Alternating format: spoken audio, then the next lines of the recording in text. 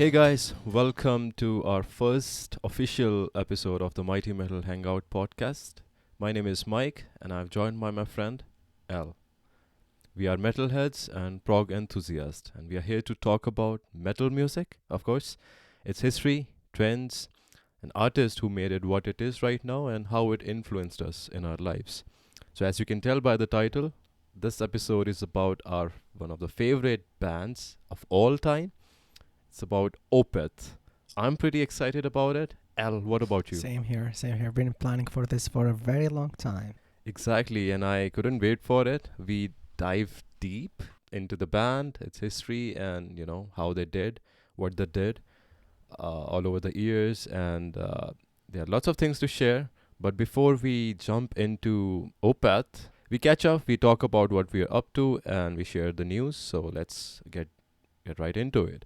So L, what you been up to, man? What you been listening? What concerts have you attended? So just yesterday was Cannibal Corpse, Dark Funeral, 4 bands. Ooh, Was pretty intense. Was really a great show. And in simple words, they say one word is worth 1,000. One picture worth 1,000 words. So I describe it as the artwork of the new album, Violence Unimagined. Really like the artwork. You see nice. my shirt. That's a Oh pretty yeah. good So art, man. Really good yeah, to share. it's been a while. Me and you, we've been recently, especially doing a lot of intense listening for Opeth and other prog bands, classic, new metal, but been away from Death and Black. So that's kind of created for me personally a bit of a gap. So yesterday, up Mm. to Dark Funeral, I remember some of their classics, but most of the time there was other two small bands, um, Black Veil, I think, and Immolation, and they have their Mhm. like people who listen to and everything. But for me, it was like a bit Right. raw, a bit dry to catch up with Mhm. the pure black, pure death metal. But as Mhm. soon as even Cannibal Corpse, I didn't honestly listen a lot to them, but they get my attention. It was amazing. It's Yeah, totally for worth sure. it. How about you? Definitely. I'm looking forward to this. The same four bands. I think Black Anvil, Immolation. There are two black metal and two death metal bands. They're gonna perform next week on Tuesday, so I'm excited for that. And I remember when Cannibal Corpse came to India, they performed there, and I couldn't attend the show because it was quite far, and I had some commitment, so I kind of felt bad because I was really into death metal at that time and was just introduced to tech death metal like Necrophagist and Death. So yeah, but yeah, really excited for this. And quite recently, I saw this show where animals as leaders uh, performed, and it was just magical, man. These guys are next level. I think they are kind of gent. They are not like prog rock or prog metal, but they have these soundtracks where they just kind of transcend three-dimensional space. You know what I mean? Wow. It's just truly meditative and transcendental kind of music. So I couldn't miss it. Even though I had cold at that time, I was quite sick. I went there. I couldn't drink beer, so I had rum with warm water, which just made my night, and I really enjoyed it. Apart from that, watched these two documentaries recently. First one is about extraordinary life of Ronnie James Dio, and a lot of interesting facts that were not known to public. So I would suggest everyone to watch that documentary if you're a fan of heavy metal, rock and roll. You're really gonna love it. The second documentary was about King Crimson. King Crimson at 50.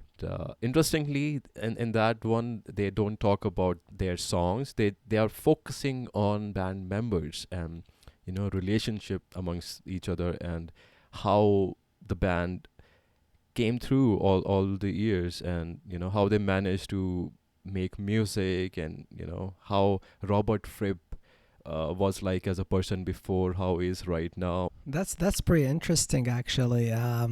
I've been seeing. I didn't look into it much, but I've seen some news and videos about Robert recently. I don't know if you've been following. There was a lot of criticism and stuff going. Are you talking about the one where he was jamming to some pop music I with a think girl? so. And I think so. yeah, that was messed up, man. But at the end, he said that it's his life, so he doesn't give a damn how he's gonna live his life. So yeah, but it was crazy. I mean, Well, that's now like we are jamming to King Crimson, and yeah. these guys are doing like pop stuff. But at the end, it doesn't matter, man. He's like he has contributed a lot in the industry, so the respect is always gonna be there for the guy and the band. Yeah, no, totally. They have an amazing legacy. King Crimson is one of the main pillars of Prague, building this amazing genre. Right. Actually, before going to the news, I want to share like I'm really pretty really excited. And in 2 weeks, I think it's around 2 weeks, maybe 10 days. It's like 16 on the 16th of November. The Ocean, or they call them the Ocean Collective, coming into Montreal. Yeah, Interesting. with Catatonia. I mean, the headline is Catatonia, but to be honest, I'm more excited to Mm. the Ocean than Catatonia. And this Right. is a shout to Catatonia. You guys had amazing albums at the beginning and pretty Mm. raw, tough material. Then you switched to Right. alternative rock slash Mm. metal. Double line under that. But anyway, pretty excited for the Ocean. I'm gonna go early trying to get some merch and enjoy that. For the news, Nice. really excited to listen to in January. Maybe that's too early, but still, Riverside, they released their single "I'm Done with You." Was pretty interesting. Really Mm. like it, and I was Yep. listening to it on repeat until I was like, I want to make sure this hit 100K on Spotify, and mission achieved. Nice. Yeah. How about you? Yeah, that's great. They released a video as well for that song on YouTube, like about 10 days ago. And a couple of more bands, like Catatonia, released their single from this new album called Sky Void of Stars. So people who are into Catatonia nowadays, they can check out their video, their new single. And yeah, I that's all from my side. I don't think I have any other news. I was just more into listening to the songs, listening to Opeth, and watching documentaries. And I've been busy with work as well, so couldn't really check what's going on. That's fair. That's fair. Well, same here. I was intensely looking and listening to Opeth as well, and we've been listening. Me and you listen. I'm sure we listen to Opeth a lot, but as personally for me, at least I did a minimum. Like I'm sure, like don't want to say 5 plus 5 listens for every album. At least a three A to Z Mm. for each album. So maybe we could jump into it, eh? Let's do it. Awesome, awesome. So, do you have any fun facts or things you want to share about Opeth? After I'll give like a quick summary about the band as well. Sure. So yeah, I'll start with the beginning of how it started. I think it was about early 90s. This guy David Isberg, he was the founder of the band and a vocalist and even guitarist. I think he was looking for some people. I think he was looking for a bassist, and he asked Michael Ackerfeld to join as a bassist. So Michael went there, and interestingly, there were some guys already in that band, and they were not told that there are new guys coming. When he came and he played, and I don't know what happened. I read about it that Isberg fired all the other guys. He just kept Michael in the band, and I think there was this drummer, Wow. Anders Norden. Yeah, that's Okay. the first drummer of this band, and he was a really good friend of Michael, and they used to jam together. So David Isberg kept both of these guys and fired all the rest. So interestingly, Michael joined Opeth as a bass player.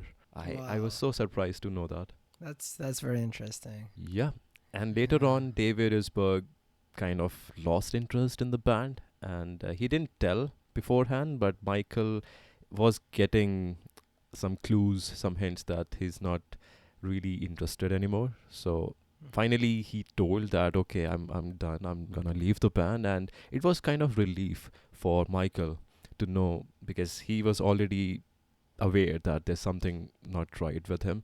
So he was happy, and now he had full control over the band. So he could do anything what he wanted to do in the band. And at that time, he already had Peter Lindgren, their lead guitarist at that time. So they started jamming, they started uh, writing songs and all. By the way, Michael writes all the songs for Opeth till date. There are very few songs that are written in collaboration with other members. But Michael does most of the parts. He writes all the demos. So they started doing that, and that's how they made Orchid and Morning Rise. Yeah, it's very interesting. Like, Michael was the last to step into what's called Opeth as a band, and then he become eventually the main and the lead They call him the and mastermind of Opeth. the mastermind. I like that. Yeah. Do you have anything else to share? I mean, like, yeah, I could look into their release or lineups. The lineups was changing with no production, with no songs, with no albums until, so they, as you said, they started 1990, Mhm. and until Orchid was released 2000. And by the way, we're Right. gonna say Michael, and I think in Swedish is Mikael, so we're gonna use them interchangeably. One correction, Al. Yeah. Orchid was released in 1995, not Oh, 2000. 1995. Yeah. Oh, you're right actually. Yeah, my bad. It's the reissue Mm. bonus track in 2000. You're right. Yeah, Glimpsing there on are lots of Wikipedia, but reissues. That's very yeah, interesting. exactly. Oh, we speaking about reissues, we're really excited for the reissues of the first three albums. That's Yeah. gonna, Really yeah, excited, man. When you yeah, shared that video on Instagram, I was so yeah. happy because they used April Ethereal as the track on that video, because it's quite an underrated track, in my opinion. I was so happy that it's getting attention, and it's getting that respect that it deserves. Nice. Do you have any fun facts, or I could jump in into a quick summary for the band, like genre and such? I think we can jump into the summary for the listeners. We're gonna dive into the discography of the band, a little bit of history here and there, what happened with the band members, and the transitions, how they changed styles and whatever. We're gonna discuss all of that here, but yeah, let's start with the summary first. Definitely. After the summary, we're gonna do like an album by album, and what we're gonna do is either me or Mike here gonna talk about the album, and like the other just gonna comment on it or have some other opinion. We're gonna give a rating out of 10. So one being the lowest, 10 being a classic masterpiece of music. And we also gonna look into, so these are our opinion. So Mike and me, this is our opinion, this is our experience. If we feel like we gonna play this album again, if we like it, if we interested in it, if we appreciate the type of music. So it's a personal opinion. Other than Exactly. that, we gonna also compare the crowd opinion, which is by going into Metal Storm, and we're gonna see if we are really off with our rating, or we kind of close to it. So we didn't Right. look into the rating till now, so we are not biased. As a summary, so Opeth started in Sweden, in Stockholm, and as Mike mentioned, 1990, and they started as a blackened prog metal. Right. So it was more it was a prog from the beginning, which is really interesting, but it was more into black metal infusion with That's prog. And then they switched to the death, where they have their prime and most of their albums. And the death probably started in the summer 1997 with My Arm Your Hers, and that's continue till Watershed. Watershed was the last album where they did growls and they did death infusion. That's 2008. So by the new era with Heritage, started in 2011, where they completely switch. They dropped the metal genre from. That's why the band is very controversial, because they Right. switch to prog rock completely. Yep, it's very interesting timeline. Very interesting band. Very unique, typical band of all time, I must say. And I think that's one of the reasons it's my favorite of all time. So yeah, let's jump right into it.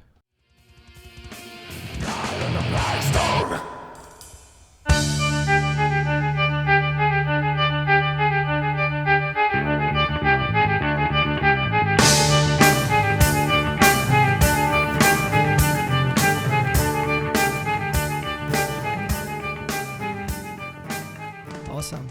Yeah, so I'm gonna start with Orchid. Orchid started in 1995. I did enjoy this album actually. It's a the you can see right away the signature, the black metal drums. These space drums were kicking all the time. Very harsh vocal, like Mikhail have a range of nice, soft. Clear vocals, and he have the death notes, but this notes that in Orchid and Morning Rise was really harsh. Also, there is one aspect that I've noticed. It's pretty atmospheric, like you Mhm. could feel an ambient, a special kind of ambient, and it's also I could feel the Nordic or the European style of a music, the black bands and ambient style.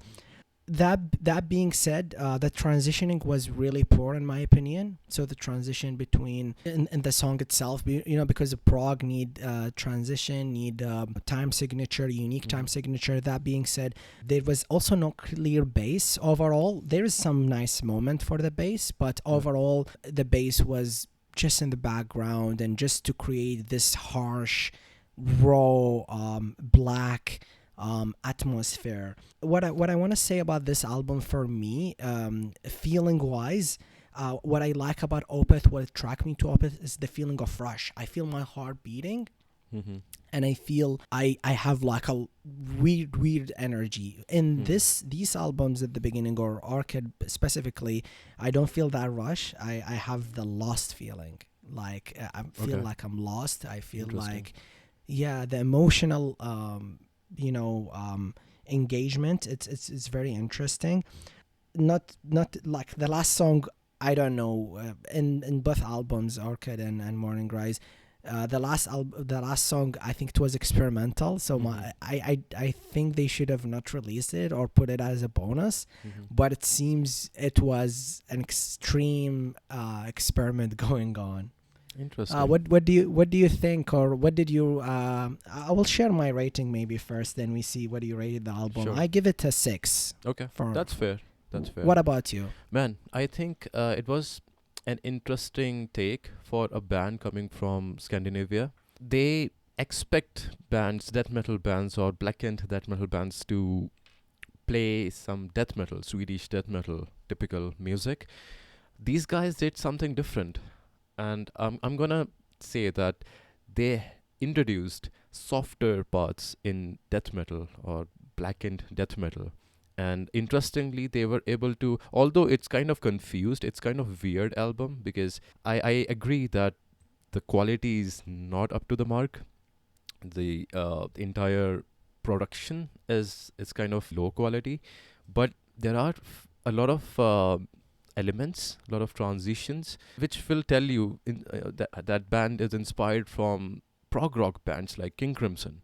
So I do have a sample here I want to play for the listeners, so they can get an idea what I'm talking about. It will give a clear idea that Opeth were clearly inspired by King Crimson. Even in their first album, they use experimental things in their songs.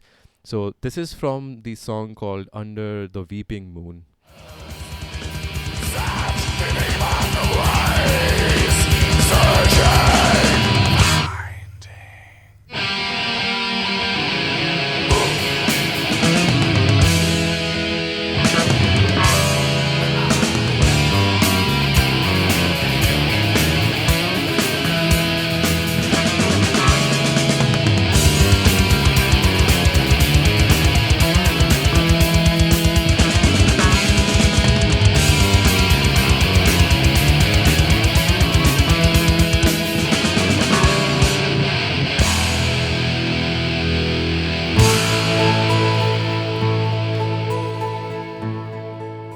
Did you notice that transition, Yeah. that acoustic Yeah. part? It's And did you notice the it, bass? It yeah. clearly Yeah. reminds me of Red song by Yeah. King Crimson.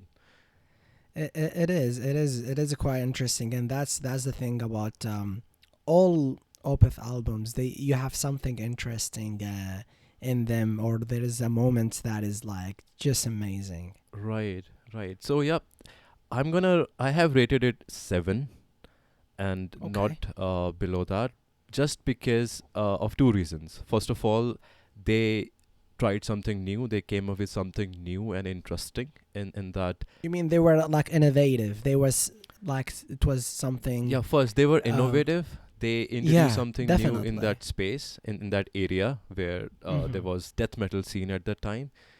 Secondly, I gave 1 point extra because of the album cover.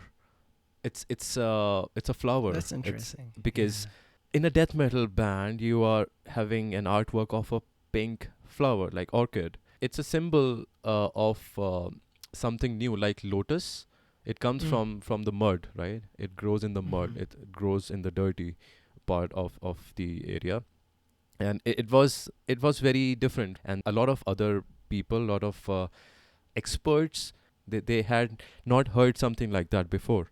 So that's why I've given it 7 points and not more than that because of low quality and all. So yeah, Well, that's fair actually. Now I'm looking to Metal Storm rating. It was 8.4. So if we want to interesting. drop the decimal or approximate it, so we kind of me and you we kind of underrated it versus the general rating on Metal Storm. It was 8.4, so like around 8ish. So Interesting. yeah, I mean that's the thing. I was me when me and Mike were preparing for this episode. I said that I honestly kind of got caught into the dilemma of comparing because I was just listening to Opeth. I was comparing each album to each other, like Hmm. comparing and rating the albums while we tried. And personally, what the plan is to rate it out of the music, just as an album that you listen to any other metal albums or a music album, not comparing it. But that's fair. I mean, I feel you. I think 7 or 8 is maybe 8 is in my opinion a little bit high. 7, I think, totally agree with that. Before we jump into Morning Rise, Mm-hmm. gonna play one last snap from the first song. There is a really really cool bass line I Right. like, so we're gonna share that with you guys.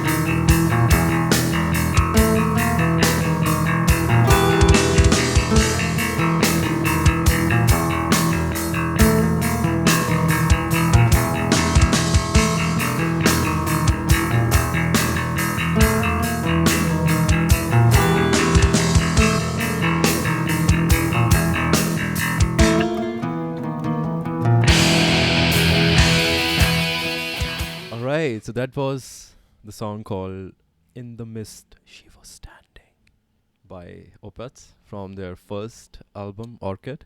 Man, you also suggested there's another one called Apostle in Triumph. What do you think I, about I that?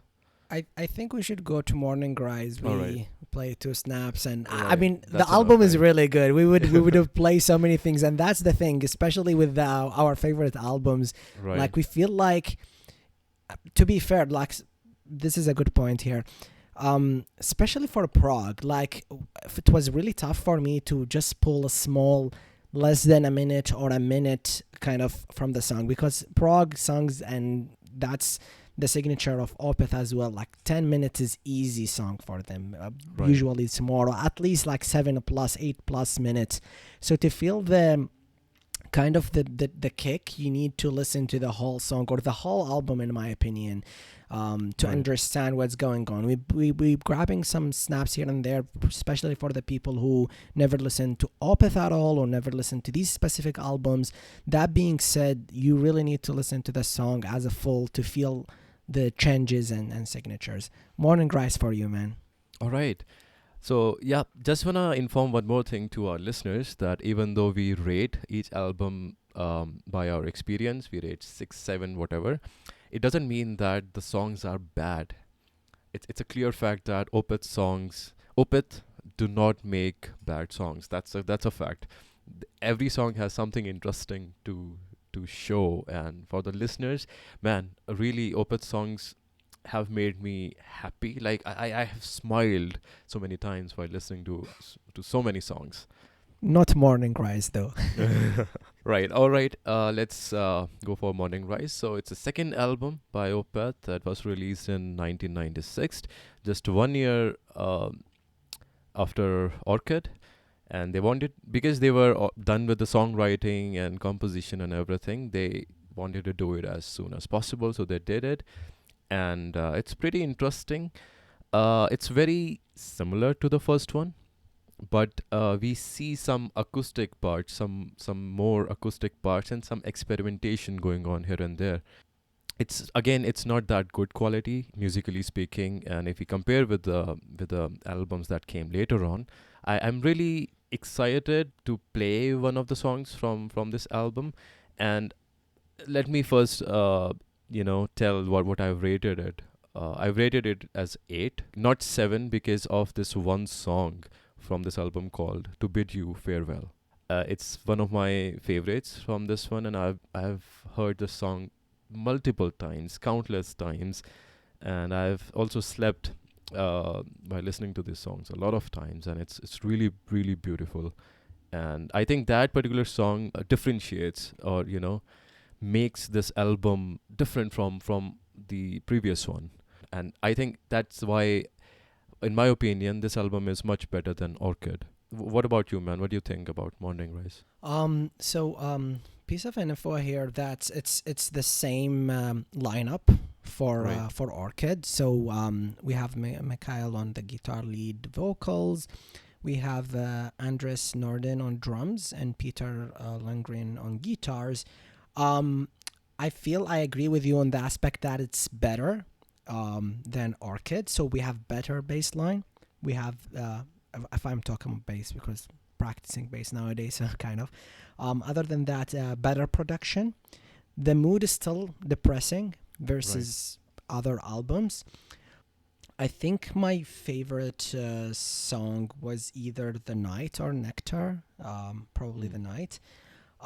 That being said, No Hard Feeling, John D. Farfalla.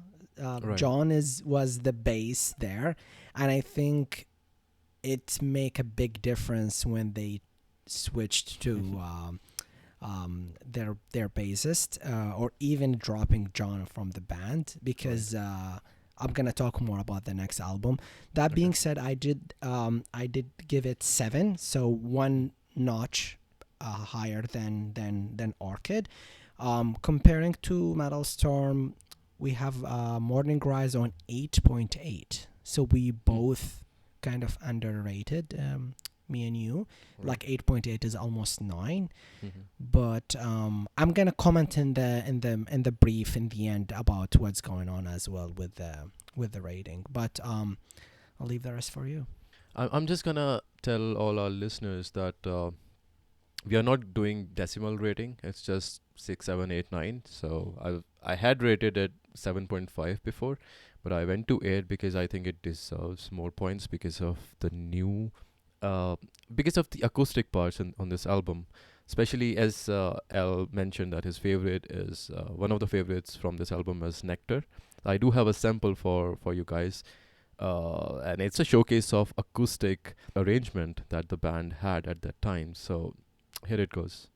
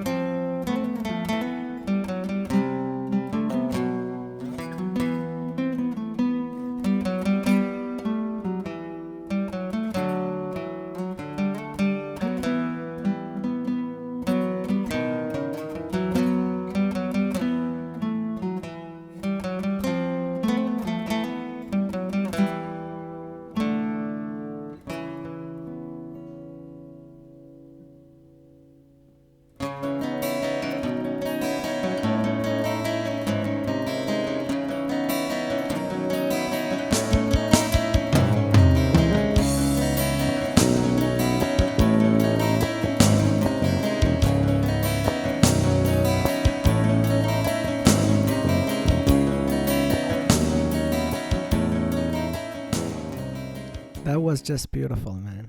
Yeah, I know, right? And I don't know it was acoustic bass or the regular bass, but it sounded so damn beautiful. Because of these arrangements, I've given it more points. All right, so I do have one more thing to share actually. It's quite interesting. There's this song on this album called Black Rose Immortal, which is considered as one of the epic songs by the band. And a lot of fans want Opeth. They have been wanting them to play this live, but they just didn't play it because of its complexity. And it's about 20 minutes long, so it's like very progressive, very different track because it has a lot of elements. I'm not gonna play entire song, of course. I'm just gonna play one last transition, one part of that song that has soul screeching scream from Michael. So here it goes.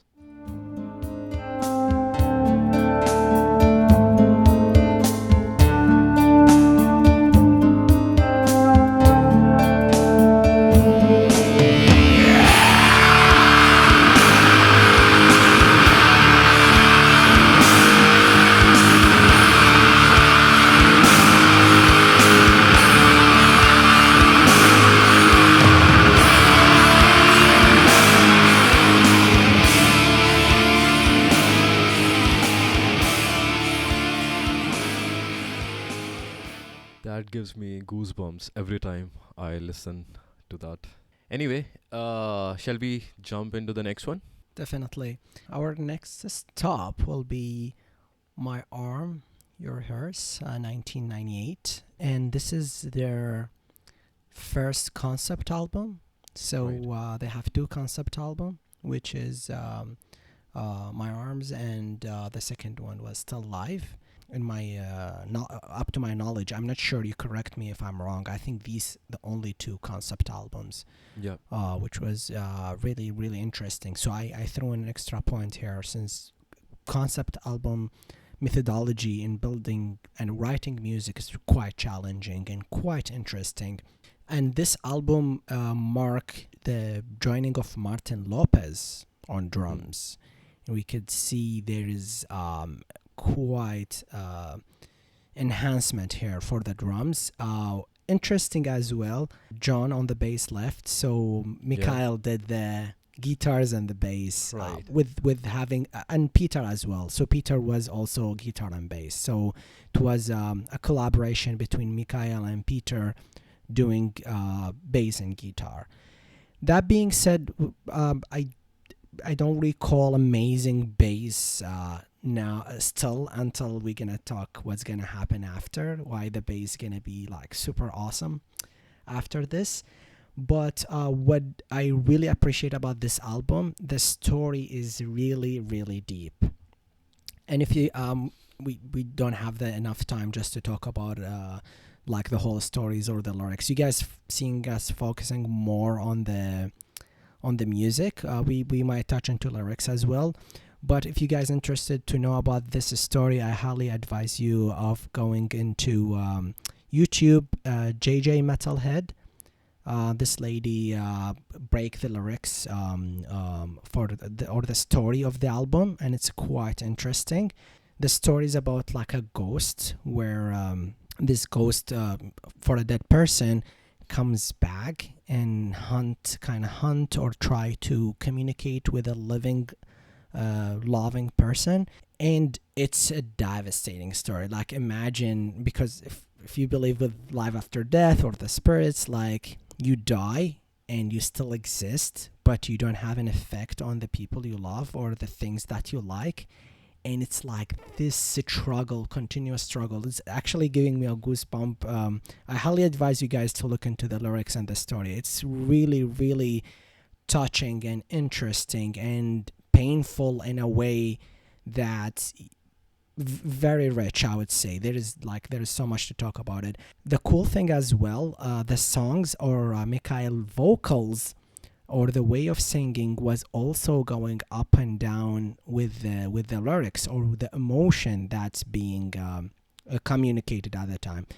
Might as well we throw in a snap of the song called April Ethereal. And if you guys follow the lyrics, you're gonna see how is the parts are flipping and changing. Give that a listen, guys.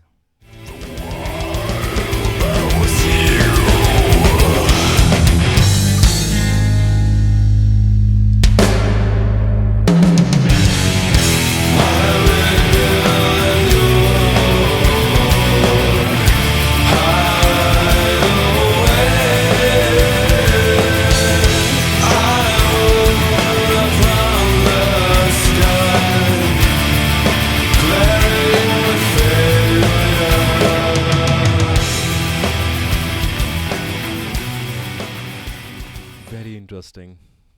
I Yeah. think this song and couple of songs make this album completely unique for Opath, and I'll probably buy the new reissue of this one. I'll do the same actually. So I feel this album marks the comprehension of the music for the band. The production is better. Also, there is so much things to talk about. Also, like the seasons. JJ Right. Metalhead also talk about the seasons. The album is talking about how the season of the year changing, or how the emotions and reactions. And also the name of the song. So every song, the lyrics, the last word in the lyrics marks the title for the next song, and it's like showing a concept. It's like a masterpiece, man. Like all these Exactly. aspects. I feel also the beginning of the proggy style of them, or the we feel more prog versus the previous albums. Are we playing another snap, Well, we do have Mike? one Or from this album, from the track called "Demon of the Fall." It's oh, that's a favorite for a lot of all the people or our listeners. So might uh, as well throw that in. let's go.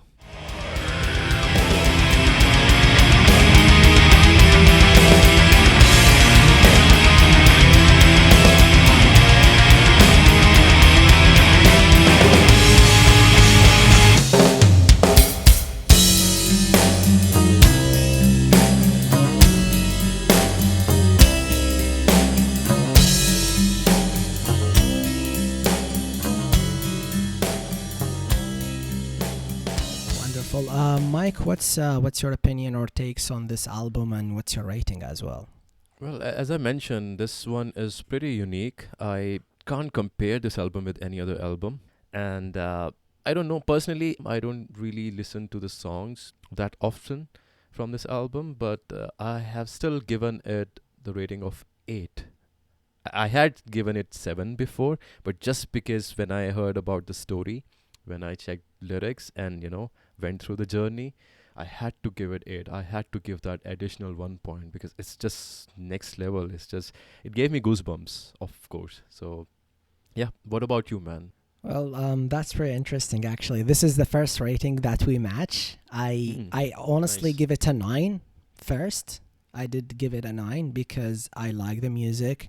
I like the album. I like the lyrics. I concept album. I was I intrigued by the whole genre, prog genre, because of the concept album phenomenon, and I give it a 9 first, but then after re-listening and kind of compared other Opeth albums, I was like, I think it's an 8. It's a fair 8. But Metal Storm have 8.8, so we again kind of underrated here a little bit. But it's cool that we matched. I think 8 Hmm. is a fair deal. Yeah, I think so. And since we are not doing decimals again, so I think it's fair. Totally. Shall we jump into the next one? Yeah, It's called definitely. Still Life. And this is really important album by Opeth. It was released in 1999. The first album where Martin Mendez, the new bass player, has contributed. And we also have new drummer Martin Lopez as well. So it's a lineup that went for like 8 more years, 8 or 9 more years. And in this particular record, the music quality has improved like a lot. Like you can tell how good it is if you compare it with the previous ones. And the most interesting part about this album, while Michael was doing an interview with a journalist from England, I think, he gave a couple of CDs of Still Life to the journalist, and he handed that CD to Steven Wilson. And although Steven Wilson was into rock music, was not into metal, he heard the entire album and he was so surprised and fascinated by the fact that even metal genre has so much to offer. He didn't expect those elements to come in metal, in progressive metal coming from Sweden, and that's when he shared that in his I think online or in his space. So all of his fans also started listening to progressive metal coming from Sweden, especially Opeth, and that's how these guys, Steven Wilson and Michael, they came together for the next album, Blackwater Park. And it's very interesting because of Still Life, Steven Wilson and a lot of people got to know about this special genre of music that Opeth had, created. Essentially, it was a new sound. It was Opeth signature sound, I would say. So yeah, that's I think that's I wanted to share with everyone here. Very interesting album. Excellent acoustic parts on this section. I do have one from the song called Benighted, one of my favorites acoustic songs of all time from Opeth. Before I play it, Al, what do you think about this album, man? Yeah, as you said, the production was really that's the prime of the production when it started being like perfect, and it's a concept album as well. Right. Very interesting story, very complicated, and maybe more mysterious than My Arms, Your Hearse story. Great songs, and yeah, I love this album. And as you talked about the lineup, I think was, in my opinion, the golden lineup Opeth have. So there Okay. was great chemistry, and comparing to the beginning or maybe the later Opeth, we're gonna touch into that. Right. This lineup was like a machine. When you have a computer with a good motherboard, CPU, visual card, like things working perfectly and homogeneous, you could listen to the songs and you hear every instrument playing, but it's feel like these people are connected in their brains, like things are very smooth. And actually I think this is coming from a lot of practice, a lot of trying and error. I see the documentaries that you shared with me, Mike, and they were like every piece of the song they were repeating. And I remember also maybe for the other song that is Steve Wilson participated in production, they were like doing ha ha ha ha ha ha, like when they do the vocals, Right. and they keep repeating that like for 10 times or whatever. So there is a lot of effort there. I know later on with Ghost Reveries, there is on keyboard Per Weiberg. I'm not jumping into Ghost Reveries, but that add-on was also good for the band. So I consider that having Per or without Per on keyboard was the whole was the golden lineup in my opinion. Interesting. Just want to Yeah. give a brief idea about the concept, the story for this album. Not gonna go into details, but this is basically what I think is about a love story. A guy loves women in this place where women belongs to a particular cult or particular religion. I think it's a church. I'm not sure, but she's not allowed to be with that guy because that guy has lost faith in the religion, and he's questioning his own faith. And there comes a time when he becomes totally atheist, or I don't know, starts following something else. But then, since he was not allowed to be with a woman or even meet her, he goes to a different place and comes back and tries to meet the woman. And she also tries to leave the entire place, but there's someone, I think a guard or policeman, that he catches both of them, and something happens. It's in the lyrics, guys. I'm not going into detail. And they catch and kill the girl as a punishment. They I think cut the throat or something. I don't know. There's some kind of punishment. They do that. They kill the girl, and the guy is devastated. It's all in the lyrics. It is explained in detail. The guy comes back, and he's also killed at the same spot, and he feels happy to be killed in that same spot because he feels that he's going to the same place where that girl has went. So it's kind of reunion of the two souls because of this concept, this story, and the audio quality. I overall I've given it a rating of 9, and I think it's one of the essential albums of Opeth, and it works as a ladder to become one of the best bands and improve their reach for the world. And people started knowing them, like Steven Wilson.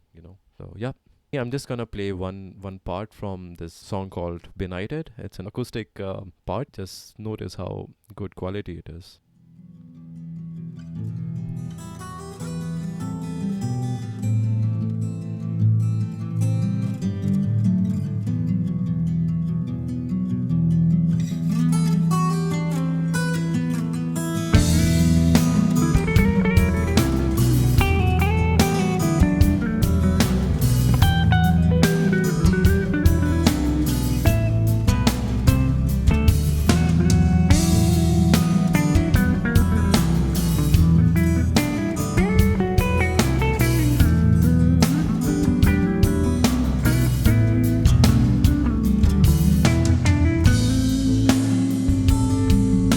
What came and distorted your sight?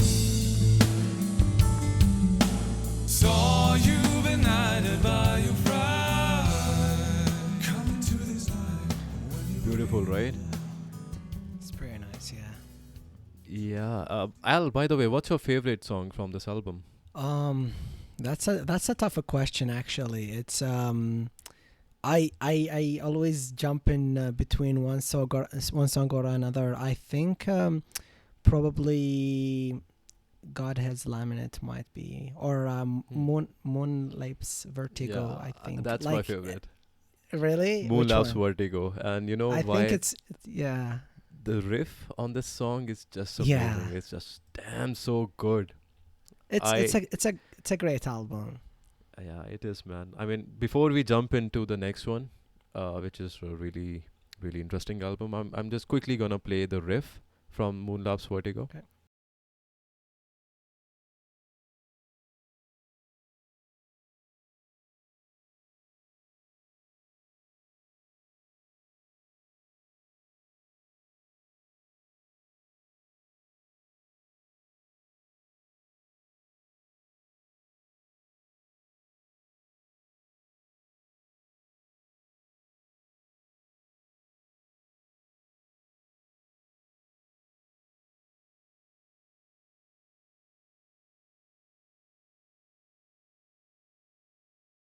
Right? Um, Let's. Did you nothing, tell nothing. the rating? What did you rate for this? That's what I'm about to share. Actually, nothing to add. I give it a 9 as well. Hmm. And what's interesting as well, Metal Storm, general rating was 9.1. So I think this is where Ooh. we all agreed, kind of on 9. Definitely. Yeah. So that's fair deal. Interesting. Blackwater Park. All right, let's do Um, this. This is intense, man. There is no words. As many reviewers on YouTube say, just go listen to the album, man. It's I'm gonna share my story. It's the first album I listened to for Opeth. Was Blackwater Park. I got it on a CD. We used back home in Iraq. We used to buy the album. So you go to a shop and you'll tell him, "Hey, I would like to listen for some death or some thrash," and he tell you, "Okay, this band," and you look at the cover and you tell him yes, and you pay him like $1 per album, and he burn it for you in a CD. Nice. And when I listened to this, man, I was like, this is crazy, and especially like the vocals, switching between the growls and the clean vocals, and a good, like, it's not only for us as how can I say it, specialist in that. We don't really we feel amazed, but even vocal analysis. You guys check the Charismatic Voice on YouTube. She done an amazing work breaking down the vocals in this album, and we talk about the lineups. It's, many people consider this their best album. I know different people think Still Alive or other albums, but for the vast majority, Blackwater Park is considered the best album. For me, it's I would say I'm not gonna burn the surprise. So this album and another album interchangeably are my top albums or favorite albums in the band. It's really weird. Sometimes this one, sometimes the other one. I'll leave the floor for you, Mike. Man, I think Blackwater Park is a masterpiece, released in 2001, and at this time, Steven Wilson joined the band. He didn't join the band; he kind of contributed his work, like the vocals, and he engineered the entire process. And it's really interesting because there's not a single song from this album that's average. I won't say bad. Bad is not even the word I'm gonna use on this album. All the songs are excellent. And it's one of those albums where you just can't help but headbang all the metal songs. And there are a couple songs that are really mellow, like Harvest. I won't say it's one of my favorites because the entire album is my favorite. And for me also, it was the first album that I heard from Opeth. I remember I heard Bleak for the first time, and Wow. I was so surprised when I got to know that Steven Wilson has done vocals on that with Michael. So that was pretty interesting. And overall, man, I gave this album rating as 9.5. But since we are not doing decimals, and another reason, this record has 2 bonus songs that are not included on any vinyl with the main album: Still Day, Beneath the Sun, and Patterns in the Ivy 2. So if we include those 2 songs, this album gets 10 on 10 from me. It's like perfect album in my opinion, and yeah, I will never get tired listening to this record for sure. What about you, man?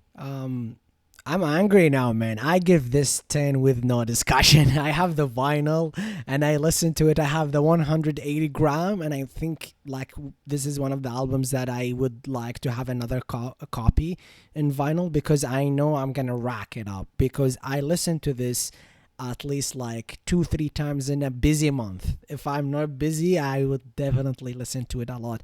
And I think this is part of Spotify. We don't see as much like many of the songs are with the listening, because I think most of the Opeth listeners, they use CD or vinyls like me, so I don't really do a lot of listening there. And that being said, also, you know, I like the dark or the heavy side of Opeth, but songs like Harvest or other songs that is mellow or soft just fit perfectly. Like in this Right. album, Ghost Reveries as well have some soft songs. It's just fit nicely in there. It's just the whole album's songs just follow really well.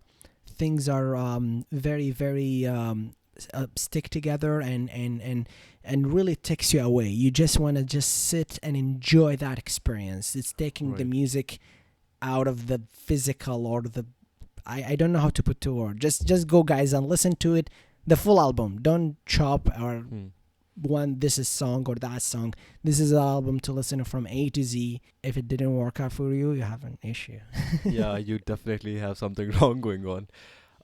Anyway, I want to say that its music quality is much better than the previous, and yeah, perfect album in my opinion. I do have one sample here from the song called "The Funeral Portrait," and I'd like to call it as a headbang challenge for the listeners. I'm gonna play it right now, and it's a challenge for you guys. Just try not to headbang. Here you go.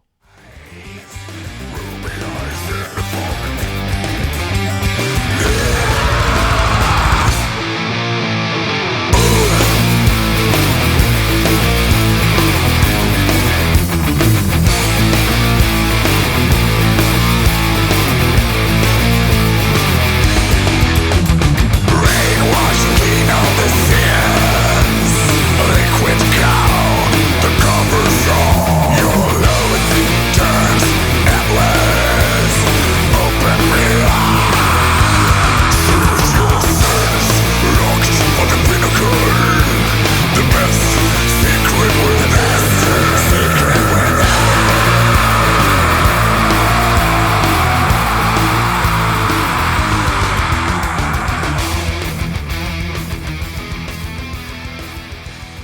was great. Always had That's bang on this one. I love always. that part, man. It's just amazing. And do you have anything to add on Um, this album? Yeah, I would just say like have if you notice like, and that's what you've noticed in this album, the bass, the guitar, the acoustic guitar, the drums just like synchronized nicely and beautifully. And that being said, Metal Storm editors or reviewers or the people who participated give it 9.3, which is, I feel it's really underrated. Right. That being said, Opeth Blackwater Park is number 6 in the top metal album of all time. So number 6. I'm So we curious are to know talking- what's number 1. You remember? Death Symbolic okay. Death. It's I Makes feel sense. in my opinion, Opeth is way ahead, but this is also depends, on the popularity and the people. You could see some Metallica album ahead of that, Megadeth and Judas Priest. Yeah, I mean, number 6 in the top albums. It's It's a big deal. crazy achievement. And man. Crazy since achievement. we have Death on the number 1, I was watching this video where Michael told that he was inspired from Chuck Schuldiner. Definitely. He kind of, learned his growling and all by listening to these guys. So interesting. And guys, if you're listening to this album, I would highly recommend you to listen to the bonus songs, Still Day Beneath the Sun and Patterns in the Ivy 2. It does come on a 7-inch vinyl. It's available on YouTube, not available on Spotify. So yeah, it's pretty rare and highly wanted record. I was hunting for it. I never saw that. It's highly vinyl, man. highly wanted, man. All right, shall we jump? Deliverance. Let's go. Yeah, let's do it. This album, Deliverance, was released in 2002. Deliverance and Damnation essentially were recorded at the same time. Again, they had Steven Wilson at the time, who contributed his part, engineered the album, and they had the same lineup. Steven Wilson played keyboards, I think grand piano, and a couple of other keyboards.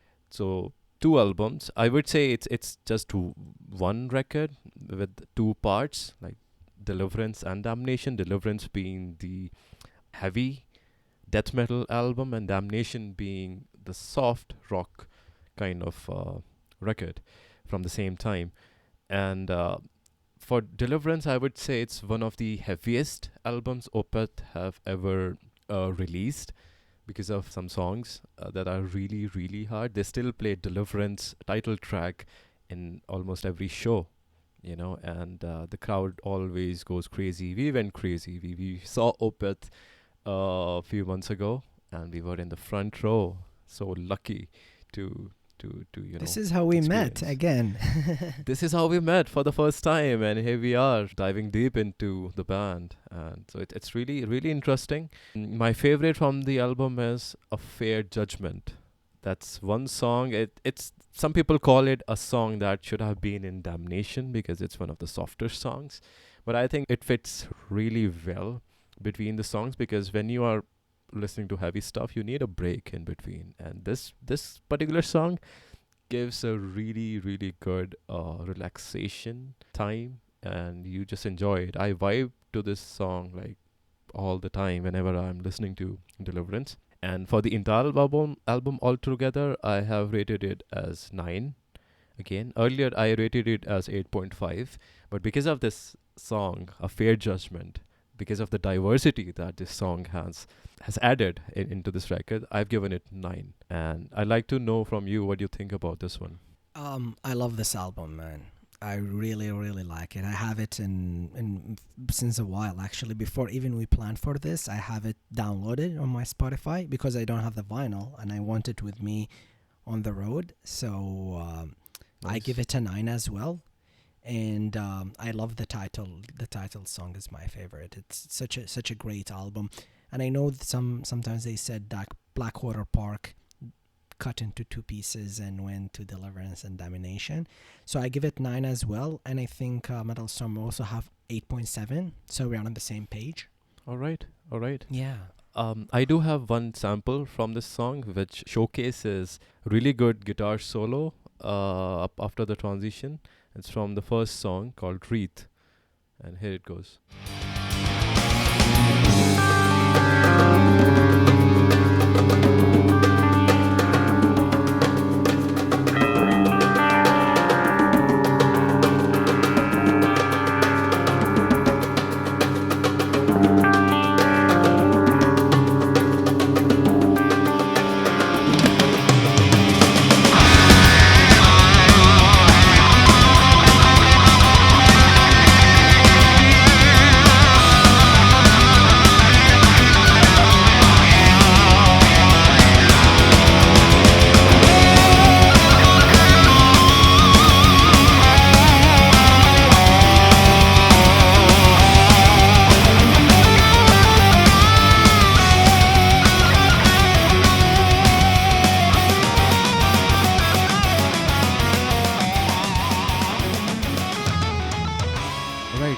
notice that Blackwater Park feel in the solo?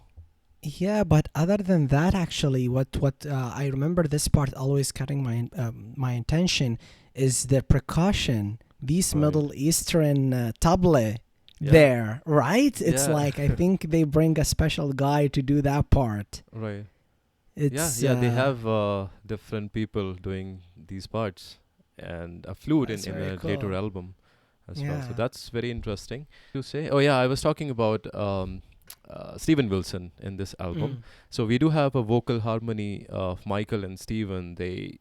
I mean, everyone realizes how good their combination is in the albums. So I'm talking about this song called Masters Apprentices, which is one of my favorites from this album. Although the riffs are really good, I wanna play a part where you can listen to the harmony, vocal harmony. So it's Masters Apprentices from Deliverance.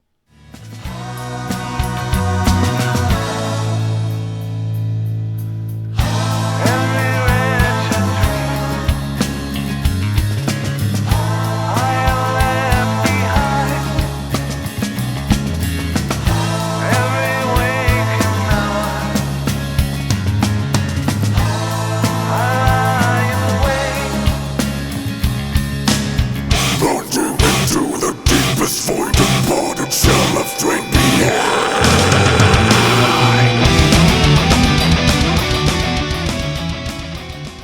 You did not expect that, right? I mean, not you, It's but the amazing. listeners. It's amazing, man. I don't expect. I listen to this like a lot of times, and I keep not expecting that. Yeah. That's what we have from Opeth, man. That's what they do. They do unexpected things and surprise us like next level. So, shall we jump into the next one? Next one is Domination, and Right. it's like brother and sister for after Blackwater Park. So what's interesting is Domination is considered as a genre for the album progressive rock versus Deliverance, which is like more of progressive metal or progressive death metal. It's been a while for me listening to Domination, so when I did the full album listen recently, I just felt so good, man. It was such a great experience, and the bass line, like we gonna share in my time of need bass part. You're gonna see it's this is in my horizon. Maybe we'll listen to this and I'll continue after. How about that? All right. Yeah. Let's go. It's in my time of need. Take this is goodbye. Somewhere's miles and miles away, and no one would ask me to stay.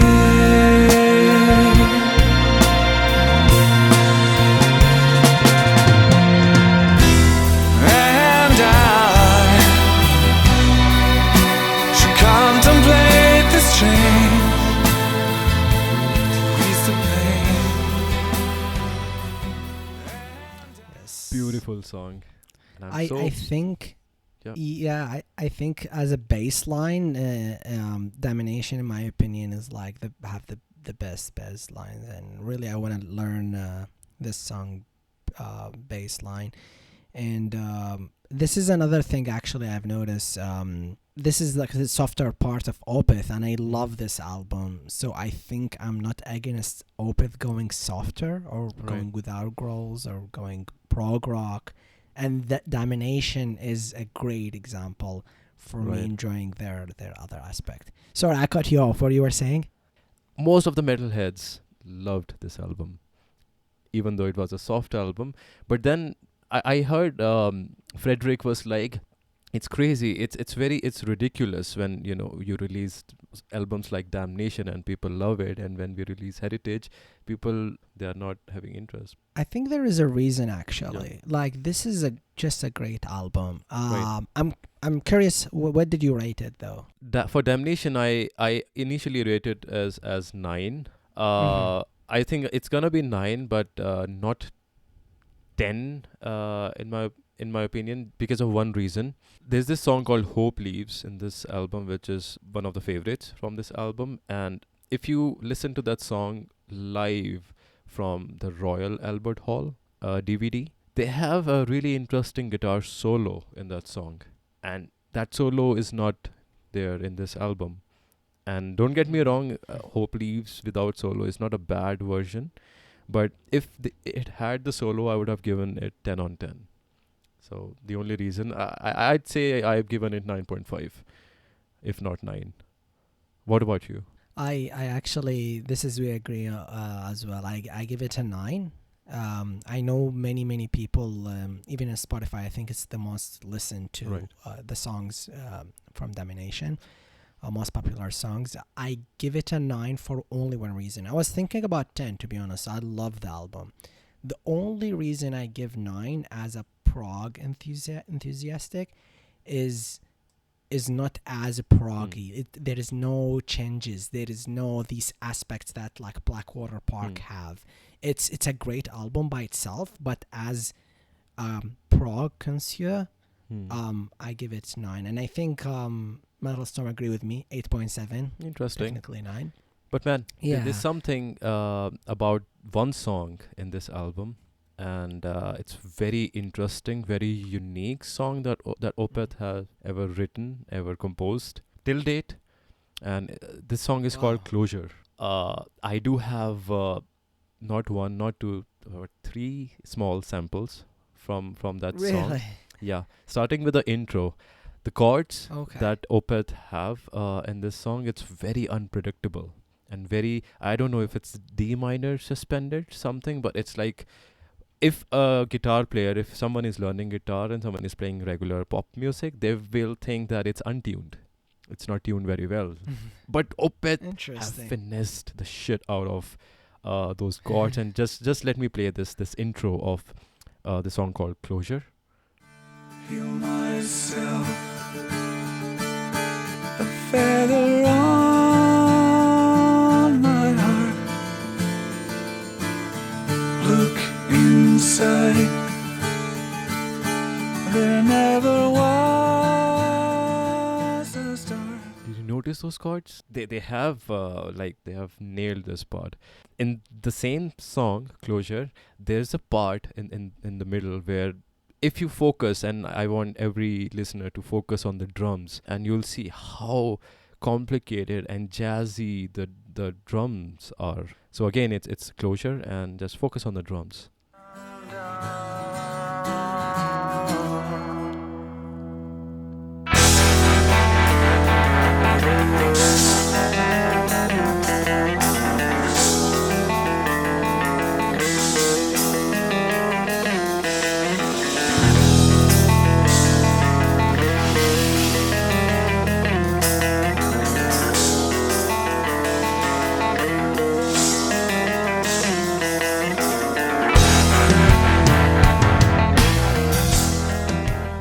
I love this part. Yeah, this is, I think I'm gonna call it my favorite song from this album because it's not mainstream, right? And I'm never into mainstream stuff, even from Opeth, which is prog.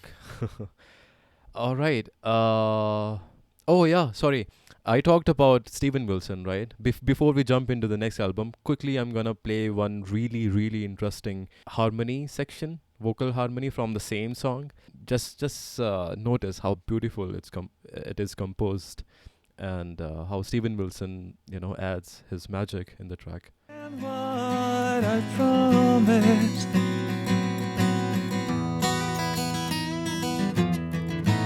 In the rays of the sun, I am longing for the darkness.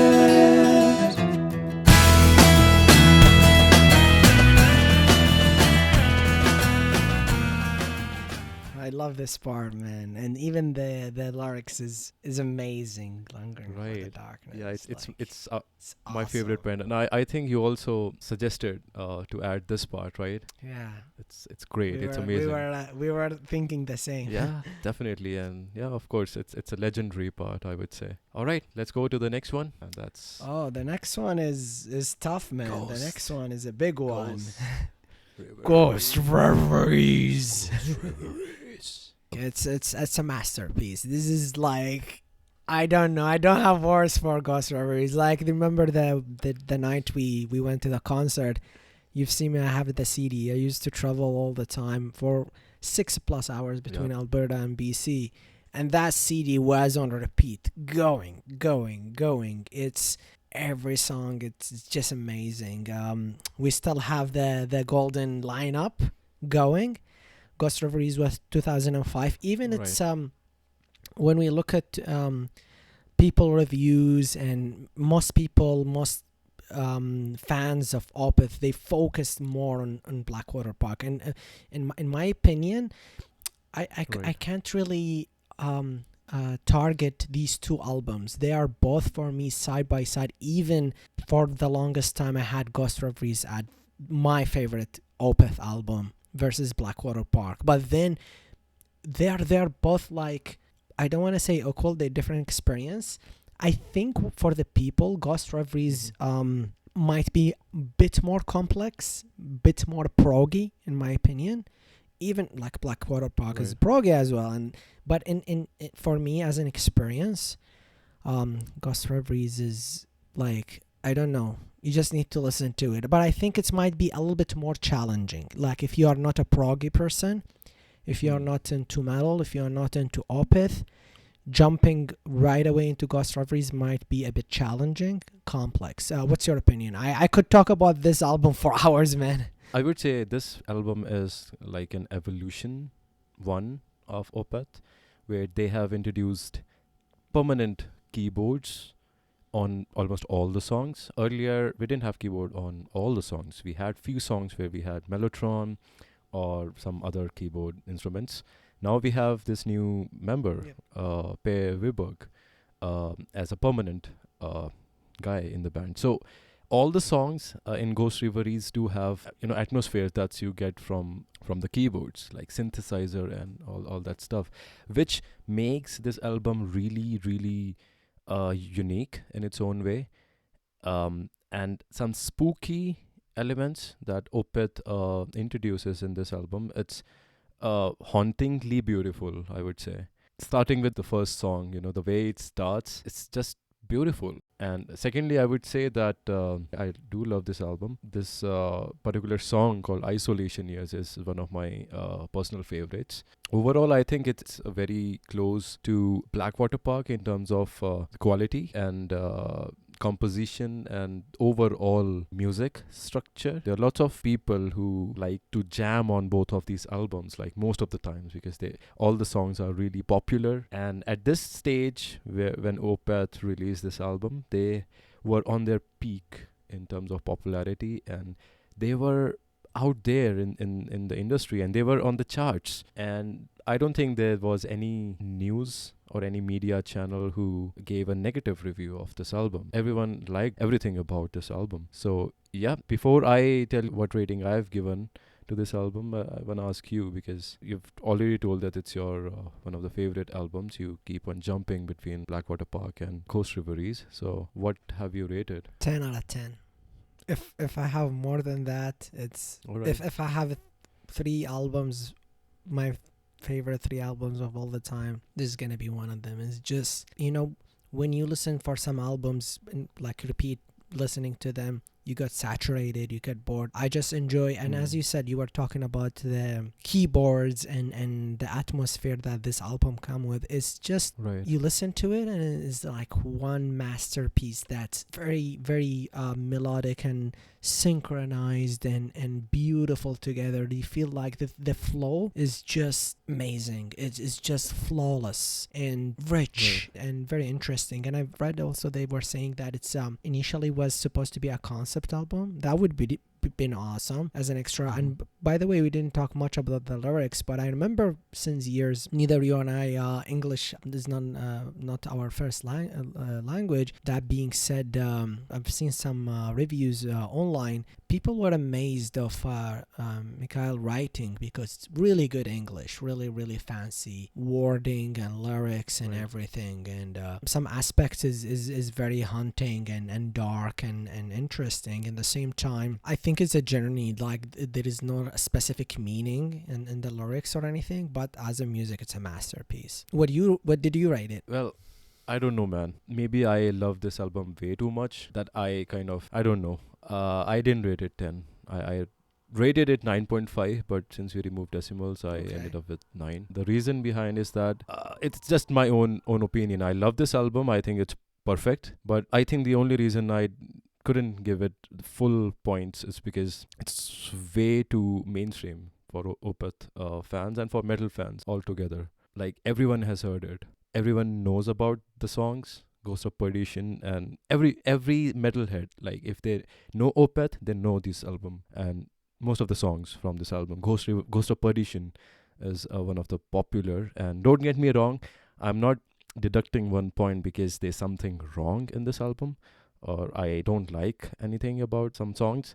It's just because it's mainstream and I honestly don't listen to this album that often. I mean, apart from like Isolation Years and Harlequin Forest, which are just next level perfect songs. And I remember when me and El saw Opeth live, we were requesting Michael to play Harlequin Forest. We were It's like, my favorite song for them. Actually, it's just a gem. yeah, same here. It's a journey. So he, of course, he didn't play it because they already had a set.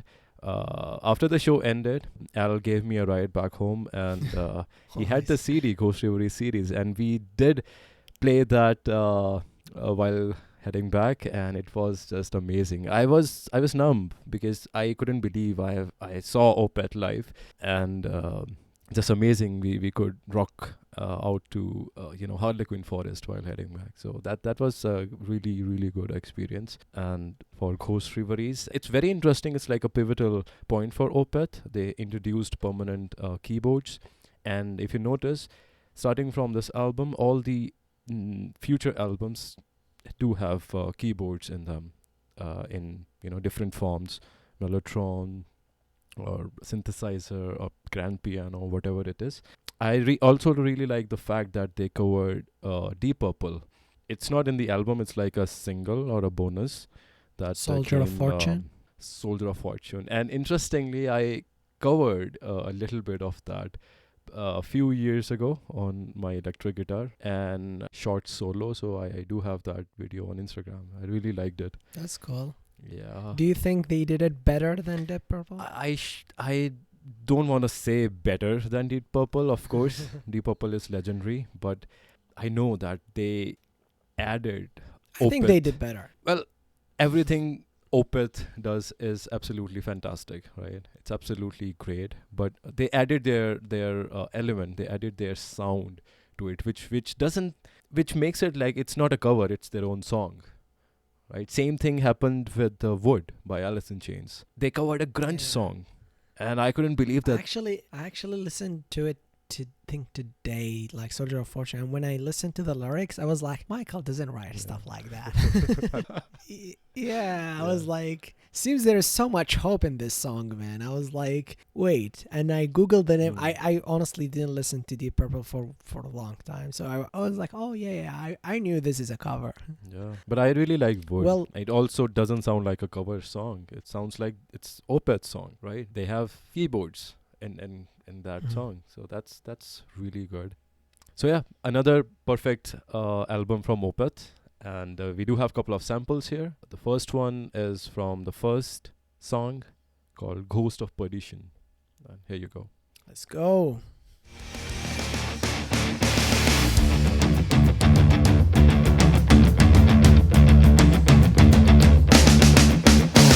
Devil cracked the earth, the shelf who told you was the one. The hope into the room and said you had to live before you die young.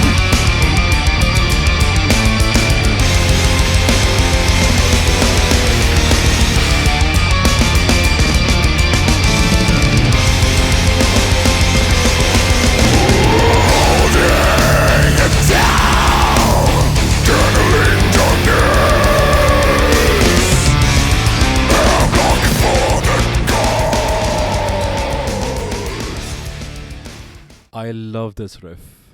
I absolutely love that part. It's amazing. It's magical, I think. But it's way too mainstream, man. I'm sorry. I mean, I actually wanna follow up on this mainstream part. Like it's for me, it's like such a great piece of music that is always you enjoy it when you listen to it. But I think Blackwater Park is more mainstream, to be honest. That's true. Yeah, even it's on Metal Storm so far is the highest.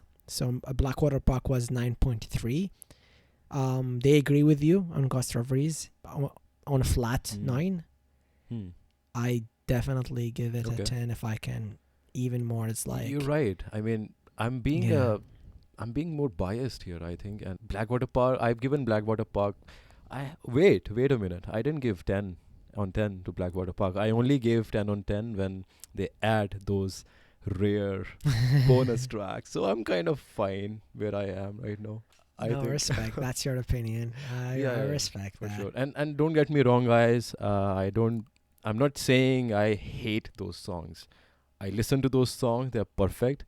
Nobody should care about what my ratings are. I mean, it's your personal experience, right? It's my personal experience, and I don't like mainstream things. And it's not mainstream in a wide perspective. If you talk musically, all the metalheads who have heard Opeth, they have heard these songs. That's the only reason, and it's a good thing in one way. But I, as a person, I prefer things that are low key, that are. Let's just go forward, man. I'm gonna go more Okay. deeper into So this. let's listen to the masterpiece. Like not all of it, part of it. Part of the masterpiece. Right. Reverie, Harlequin Forest a little bit, and we'll see what you think.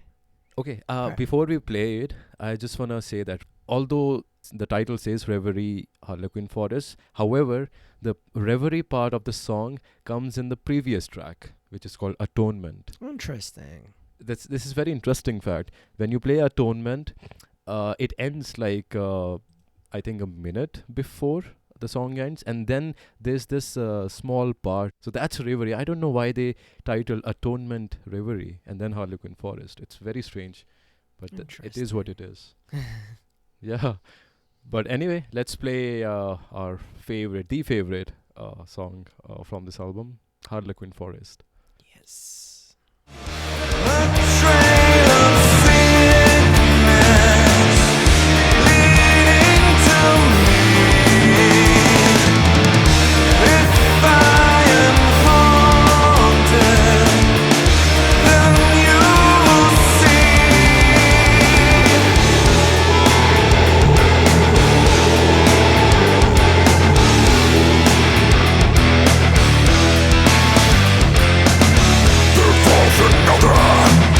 people actually needs to be insane regrets set to drop instruments of death before me.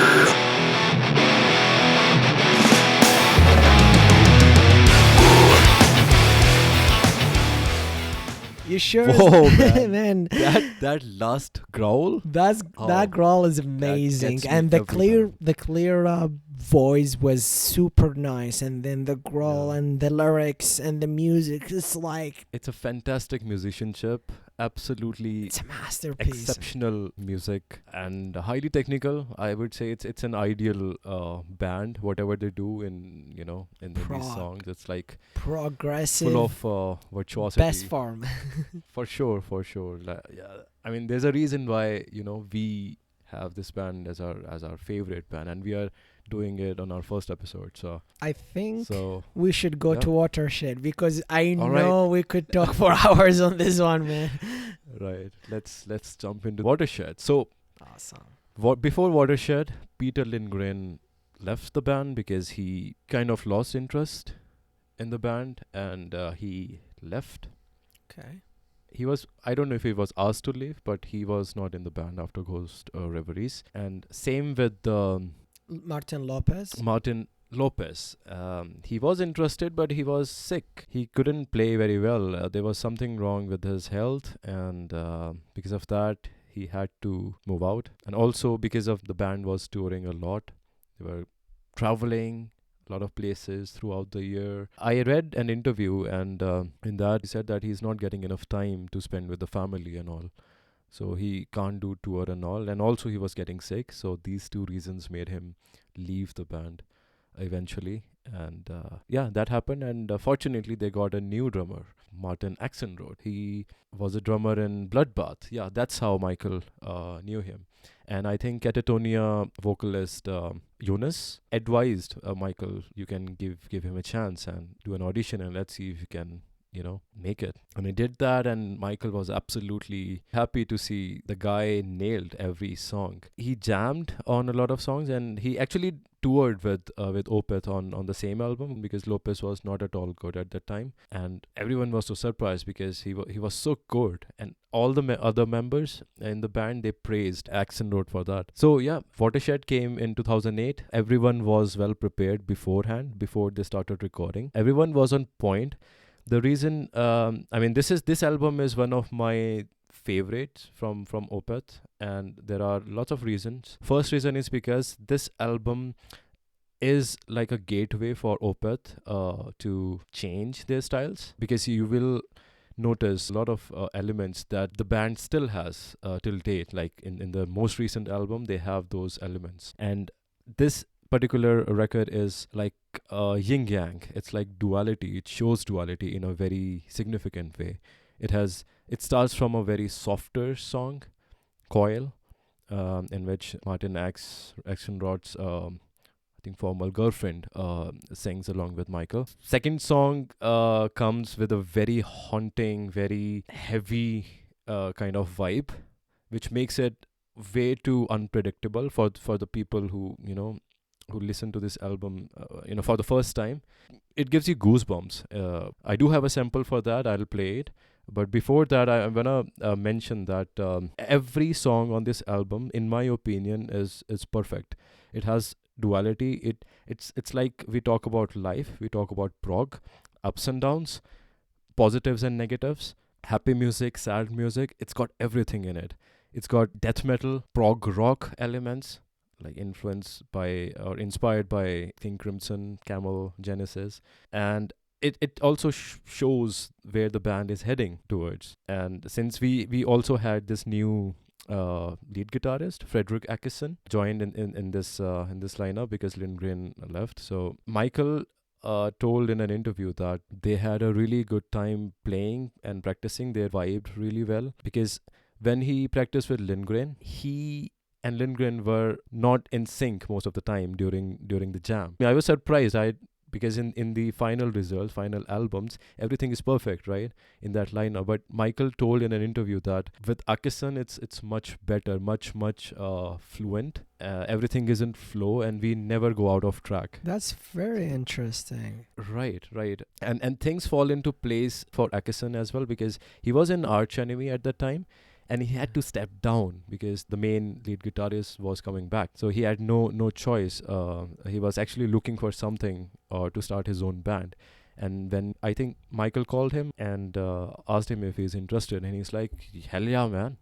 And when he came, he just totally blew everyone's mind. So that happened, and very interestingly, this guy was extreme metal guy, right? Åkesson, Fredrik Åkesson. He was into death metal, extreme death metal, and now Watershed was fine, but later on, everyone should question Opeth or Michael, like people who don't like newer albums that much. They should ask, like, how come these guys agreed or got convinced by Michael to do non-metal stuff? It's very interesting because, when you have invested a lot of time and energy doing metal songs, how come you just... Because it's Mikhail band.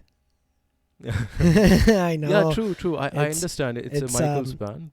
In my opinion, I don't want to like put like random facts or anything. I didn't do the research, to be honest. Like, it's just my opinion. I feel like with Lopez being away, and then after as well, we gonna see that there is these changes, and also Peter is away, so that's the thing. We could see that the lineup change really influenced the music. Maybe in Watershed there was a shift, but not until Heritage. That's the shift was like massive change, because also like after Watershed, even the keyboardist Per Wiberg left as well. Right. they will get a new keyboardist for Joachim. yeah, Joachim Svalborg. yeah. I mean, for starting for Pale Communion, they will change the keyboardist as well. So there is, but after Ghost Reveries, things were shaking lineup wise. Things Right. were massively changing, Right. and I feel Martin Mendez on bass. It's like cool, man. Yeah, he's great. He's great. And I want to share one interesting fact. When Michael started writing songs about the new album after Watershed, he actually wrote 2 death metal songs. 2 10 minutes long death metal songs. And he said it in an interview. I think it's written in Book of Opeth. I didn't read the book, but there was this article I read in On Track book. He said that he wrote some songs and he wrote just for the sake of releasing a new album. And he asked himself, am I being true to myself? Am I writing for myself? Is this coming from my heart? Like the previous albums and previous songs that I have written. And he said, no, they're not coming from my heart. I'm not being true to myself. And he didn't like it. He did play those songs to Martin Mendez at the time, and Akison as well. Akison was like, okay, if we are gonna do these songs, let's do it. Akison was fine with that. But when he played those 2 songs to Martin Mendez, he was like, if Opeth is gonna do these 2 songs, I'm gonna be disappointed. So Martin Mendez was not happy about those songs. And at that time, Michael just selected his demos and deleted permanently. And there are lots of comments on YouTube and everywhere on the internet where fans are like, Michael shouldn't have deleted all those songs. He should have kept it for demos or bootlegs or something like that. But yeah, that happened. It's I mean, we can't change that. But interestingly, he started writing non-metal songs. There was one more reason for doing that, because Michael realized that he started losing his voice. If you noticed how he growls now versus how he did before, there's a lot of difference. He has his growling quality has diminished. He's not growling the same way he used to growl before, and he realized that at that time. But so I feel like this is maybe from the live. I think you're judging from the live performances. Maybe it's usually is different when it's live. I'm not saying it's my experience. I'm just saying what he told in the interview. Oh, he mentioned that. I still like how he growls. I mean, I don't go deep into that. But after checking the interview, I noticed that, and there is a difference. There is a clear difference in growls. Like, if you check Royal Albert Hall DVD, also the Roundhouse tapes, the way he growls, it's very different than how he growls right now. Also, one more reason was that he wanted to improve on his clean vocals. He wanted to experiment. And just because he was listening to all the prog rock songs of that time, he just wrote those kind of songs. And there are a lot of other things that I want to share, but I'll share when we talk about Heritage. Yeah. I'm not going to take a lot of time. Yeah, actually, I was just about to say that we can give also like a summary later on. Right. Regarding like Watershed, in my opinion, it's a great album. I really enjoy it, and I really enjoy the balance between. I know it's different, and it's interesting at the same time. I know it's quite different from Blackwater Park or Ghost Reveries, the growls, and I know many people that think Watershed even darker or more mysterious. Right. It's different opinion, different emotion, but for me, I really enjoy it, and I enjoy even the soft or the clean vocals.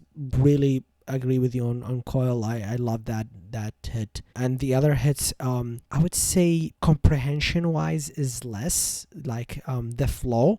It's a bit like trippy versus the flow of Blackwater Park or Ghost Reveries. They flow seamlessly. Here there was also line changes and this and that, but proggy, really good proggy, if on the prog scale. Right. Do you want to share some snaps with us for the music, and we go back to the rating? Sure.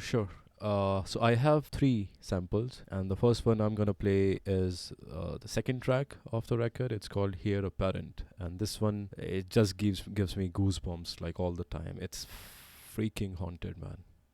Here it goes.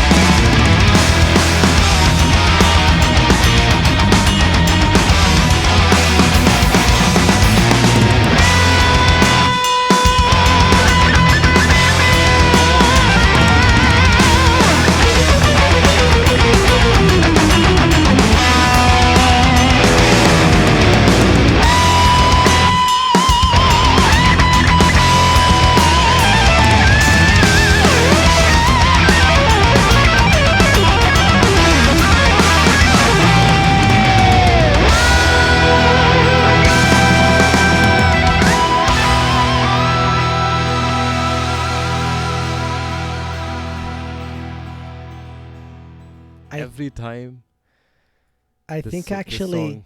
I like Yeah. this riffs is amazing. The part after it is really dark as well. After this, Yeah. I really like.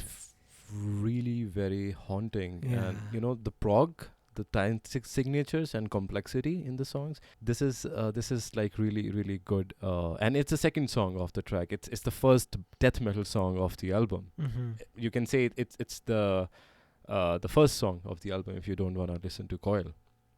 So Oh no, I would yeah, love man. to listen to Coil. I like the album, man, and the soft Right. parts it fits really well as well. So Right. So this was Hair Apparent, really, really fantastic song. And shall we jump into the rating, or shall we do we do it have later? anything else to listen to before the rating, Uh, or that's all?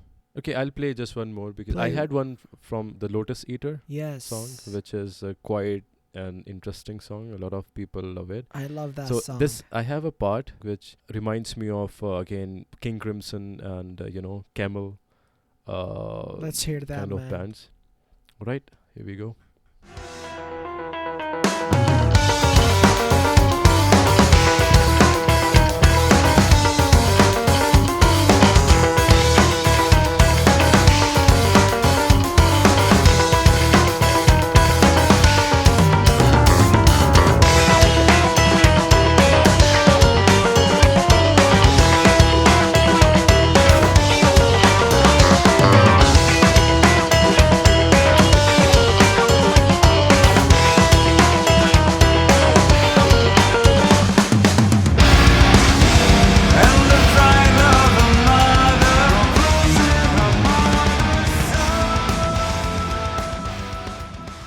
Man, Yeah, so this part, this part, like my day, I was having a great day today, and I was just Yeah. missing this part in my life, man. oh, It's like I thought you were it's- gonna say it ruined your day.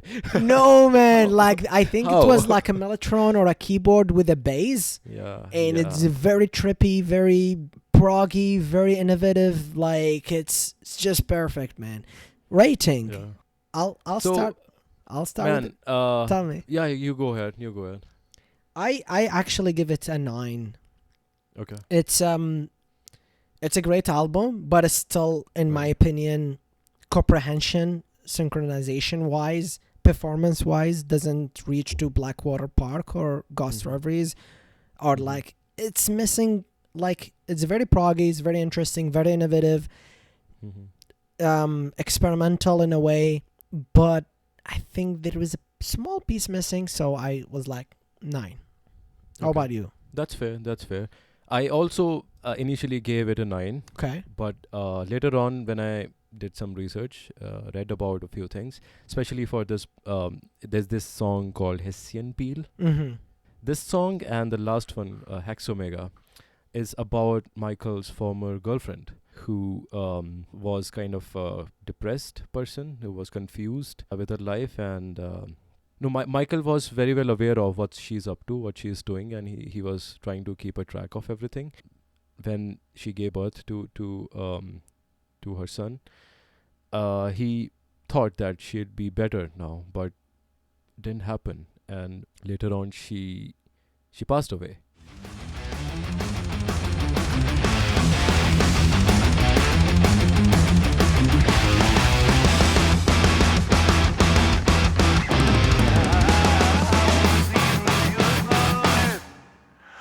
Lock the children away from home.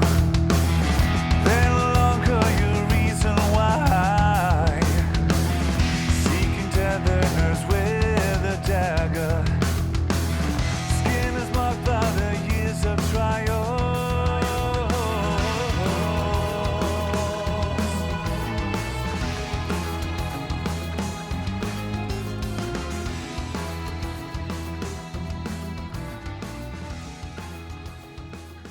I don't know if she killed herself or what, but he realized that she was dead, and she had a son, same age as of Michael's daughter. It was totally unexpected for him, and yeah, this song Hessian Peel is one of my favorite songs of this album after Hair Apparent and Burden. Burden is like very popular. So yeah, I mean, because of this song and because of the overall duality of this record, I have given it 10 on 10 Worth it. because it has everything. And personally, I find it very close to me. And not a lot of people like this album. So that's also one more thing that, it's not mainstream. So yeah, Um, hell yeah. Metal Storm kind of were closer to me with 8.6, That's fair. but in my opinion, 10 is a fair deal as well. It's worth it. I had to give it, man, because those elements they were very very close. So yeah, let's move on. Let's move on from this. Cool. Heritage. It's where the big shift happening, and it's 2011, and it's where the start, the big shift in their music and in their style started. It was a shock for many of the heavier sounds of for Opeth, Right. the death elements, the growl elements, with Watershed being the last album where there is a growl and there is this kind of evil, the most evil band in the world kind of aspect. Line changes as well, but I really just don't like one thing about. I've heard that a lot when they say, "Oh, the band doesn't have much to give anymore." Mm-hmm. Mm-hmm. That is, the band use. I mean, I understand that it's really, really challenging to beat Ghost Referees and Blackwater Park and Right. Watershed as well. But there is always this that with Watershed they reach their limit, which is that's interesting. That being said, I am as a prog enthusiast and connoisseur. Really like changes. Really like Mm-hmm. feel bored with the stuff and always like to for a newer blood and newer styles and everything. That being said, I will leave some of this my notes to the summary. So let me hear from you, Mike, about Heritage. Okay, so Heritage was a very bold move by this band, being a death metal, progressive death metal band. You're just changing your style completely, giving up growls and those heavy. I won't say they gave up those heavy riffs. I mean, this album doesn't have those heavy parts, but later on we do have some really heavy riffs going on in the later albums. But this particular album was all over the place. Don't get me wrong, songs are good. There are not bad songs on this album, but it didn't quite make sense. A lot of people just left Opeth after this album arrived, and there was the band's fault as well, because they toured after releasing this album and they didn't play any previous stuff, any older stuff, which kind of offended the fans. And a lot of fans actually left the venue. It was like very disappointing kind of thing that has ever happened to Opeth. And they realized that they have to make sure that fans are still with them. Although they gained new fans, new people started listening to them who were not into metal, just like Steven Wilson and their fans. They were not into metal, but because of certain things, they started listening to metal. And most probably some metal people who were not into rock, soft parts of the rock, they maybe liked something and started listening to this thing. All in all, I would say this is a bold album, not a perfect album, not a very liked album, very controversial time for the band. And yeah, I've given it 7 rating. I was thinking of 7.5, but just because it's a bold move by the band, but I'm not gonna go decimal. So there are a couple of songs that are really good, like this song called "The Lines in My Hand." In the last section, I think the last minute or so, according to the band, it's the fastest they have ever played in their life. The drum fills, it's like the fastest ever done by Opeth. That was pretty interesting, and the song is also kind of good. It's not my favorite. My favorite from this album is actually Famine. And I do have a sample here, and I'm gonna play for you guys. I do like it because it reminds me of Jethro Tull, because it has flute in it. And anyway, here's this song. It's called Famine from Heritage. Into the fire of our youth comes the devil again. When you feel your way, feel your way.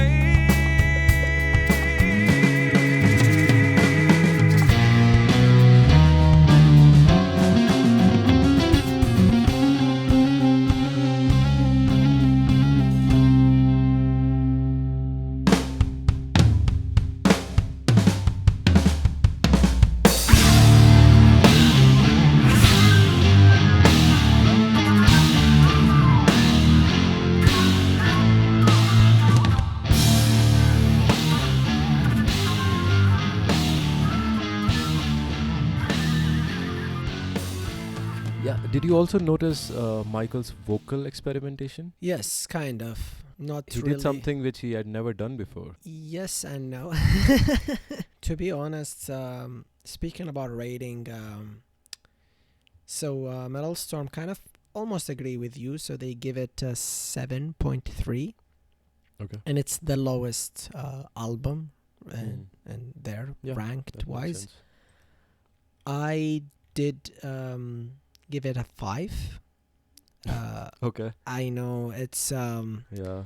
to be honest, I like also what Mike, there is a channel called Become the Night on YouTube, and Mike Mhm. did a lot of videos on Opeth ranking and I such. You think guys that's check the it out. snob that I was talking about. Oh, He's cool. the guy who discovered that there's some noise in the previous album. He's pretty cool. He's not as Yeah. technical, but he have Mhm. his opinion and Right. and really organizing everything.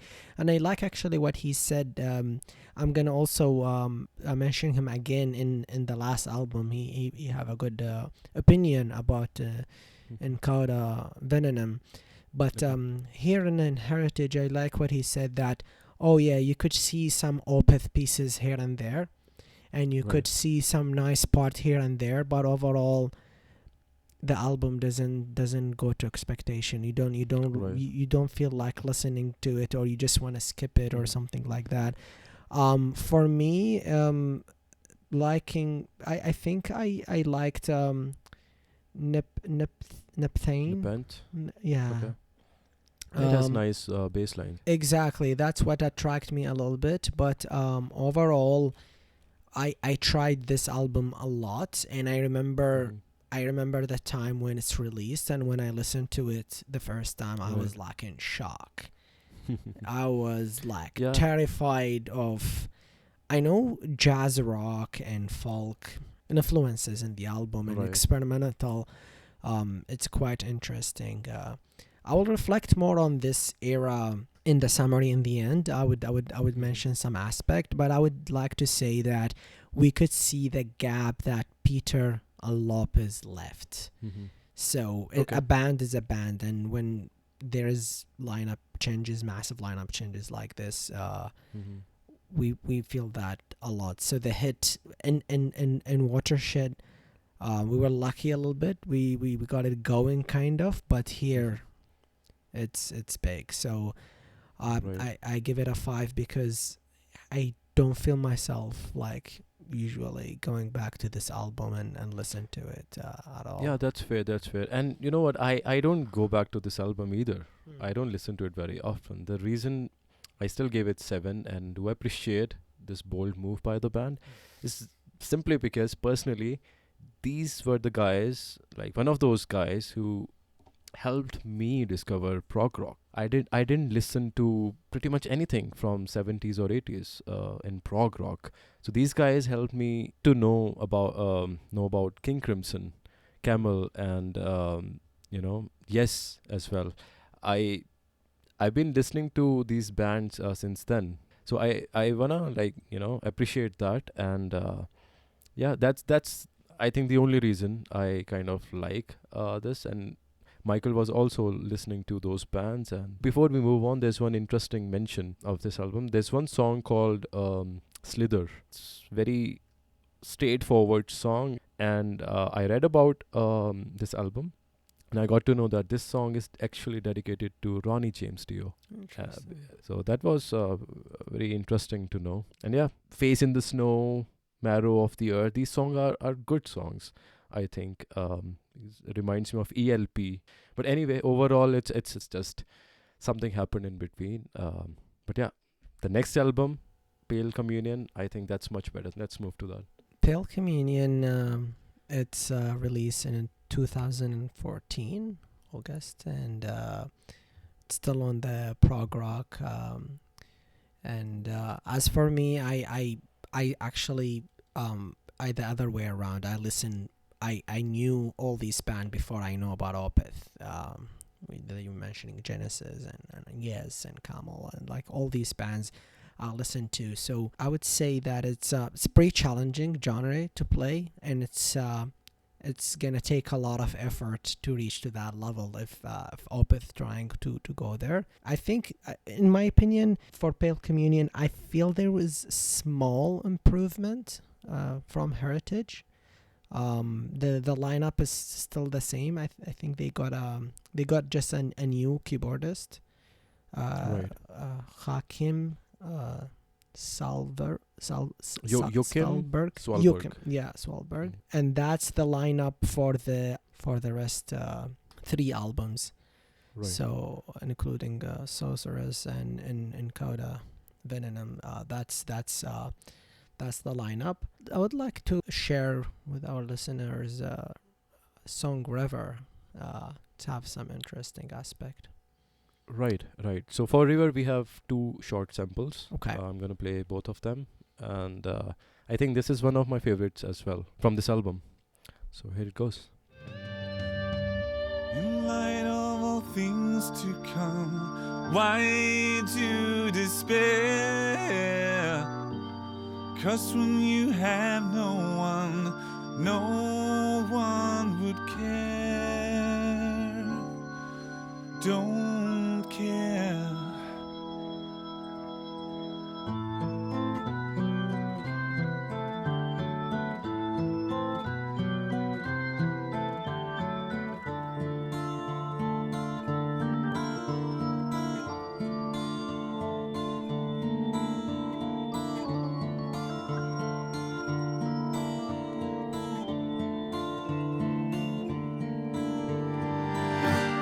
And all things will come undone. There's nothing to share.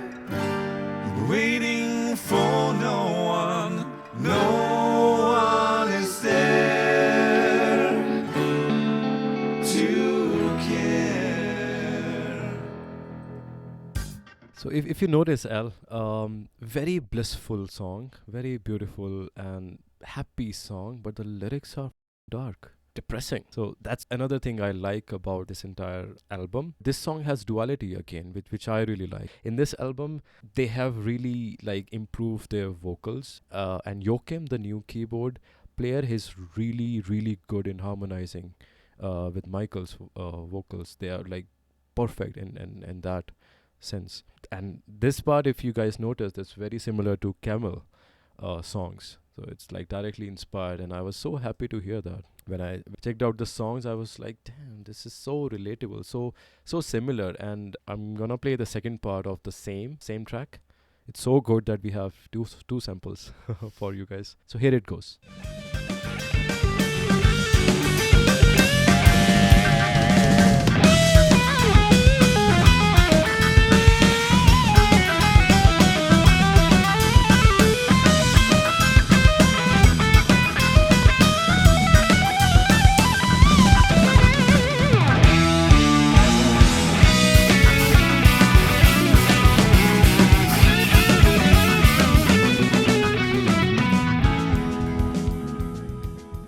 This part is great, actually. This part is good, but I want to hear your rating. I have some comments on that. Well, earlier, honestly, I'd given it 8.5. Wow. Because again, I really like this song called Faith in Others. It's like the last track on the album. Okay. This song is like really good Mhm. in my opinion. But I do like Moon Above, Sun Below, and I mean, all the songs in this album are really good, but I jam to River and Faith in Others most of the time. I play them very often. I had given it 8.5, but because we are not doing decimals, I'm not going ahead. I'm not going to 9. I've given it 8 because it's much better than Heritage, and most importantly, they gained a lot of older fans when they released this album because they had a lot of things to offer, even though not death metal, no growls, but still fans started following and enjoying their new stuff. And in an interview, Michael and Martin Mendes also told that they could hear people requesting for newer songs. That was pretty interesting for them, and they were happy to notice that they're gaining the fans back. Or maybe they were the new fans, who knows? But still, they knew that the band is doing good, and also this album did really well. So that also made a difference, and yeah, so that's why I've given it 8. What about you? Well, Metal Storm, they kind of agree with you. They give it 7.7, Okay. which is kind of the second lowest album. Mm-hmm. I initially, because I think it's better than Heritage, so I give it a Right. 6. Okay. But then I drop it back to 5 Oh because man, it's not fair. It's not fair. I mean, your rating is fine, uh-huh. but I think we should not compare the rating with Metal Storm. It's not a metal album, right? Maybe Oh, like, we gotta check. Oh, rating you from- mean like if it's a Metal Storm, like people, Yeah, but people of also course. have like Metal rock there and everything. It's like it's yeah. I mean, I see what you're saying, but I feel, I mean, No, I mean it's yeah, fair. I mean yeah, it's fair. yeah. In metal perspective, it's Yeah. not a good album. It doesn't have those riffs. Like we played from Blackwater Park, like the Funeral Portrait. I couldn't help myself but headbang. You Well- don't have that. Well, that it's shit not here. only about the head banging, to be honest. Like if we're gonna talk about this, like, see, for me, I drop it from 6 to 5, kind of, because when I compare it to Orchid, for example, which Mhm. we give 6, I love Orchid. I would listen to Orchid 100 times versus listening to this. And I don't get me wrong, I love rock prog, and so many bands, like proggy, but it's Opeth is I feel like they need time to master Mm. this game, or they need to find some kind of like chemistry, and they need to be homogeneous in that. I Really. still, yeah, I tried also this album a lot. It's a step up from Heritage, but if I want to give it the same rating as Orchid, I feel Orchid is better. I feel Morning Mhm. Rise is better if I want to compare it to them. Okay. Yeah, but still it's opinions. But I see if you say Yeah, like for sure. yeah, in Metal Storm, like people more metal oriented, that's Mm. fair. But even if you look into other forums, things like Prog Archive and everything, it didn't score as much. Okay. Yeah. Okay. In my opinion, I mean, they are doing pretty good in terms of music. If we forget that these guys have done death metal before, if we just forget somehow, we don't know these guys, we're just starting to listen to them, they are doing a great job musically. You can notice virtuosity, you can notice how good they are as musicians. I did actually. You remind me with a really good point here, Mike. To be honest, like when I re-listen recently for the podcast, when I re-listen to these albums, I technically took off all the Opeth from my brain, because if I had that chip still, I would have never listened to these albums.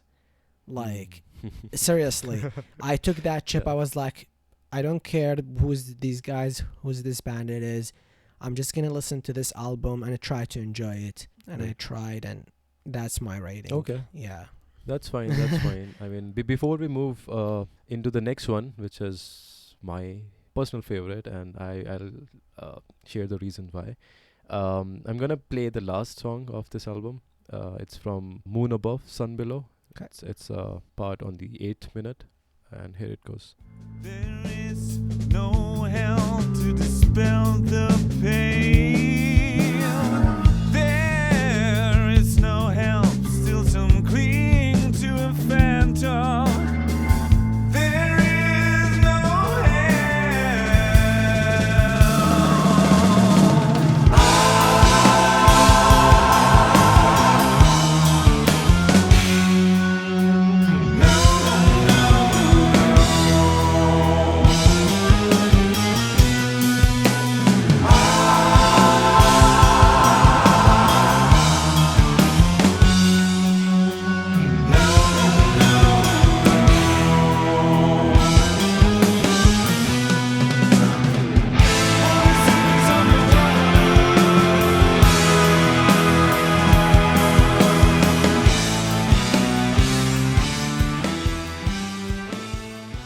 and they still have that epic element, Opeth element. They still have their own sound, the typical Opeth sound in them, and I think that's why I'm still sticking to their music. I have listened a lot of metal songs, but I don't know, man. This Opeth element kept me with them like all the time. So yep, that's why I wanted to play this particular part. So let's jump into the next album, which is Sorceress.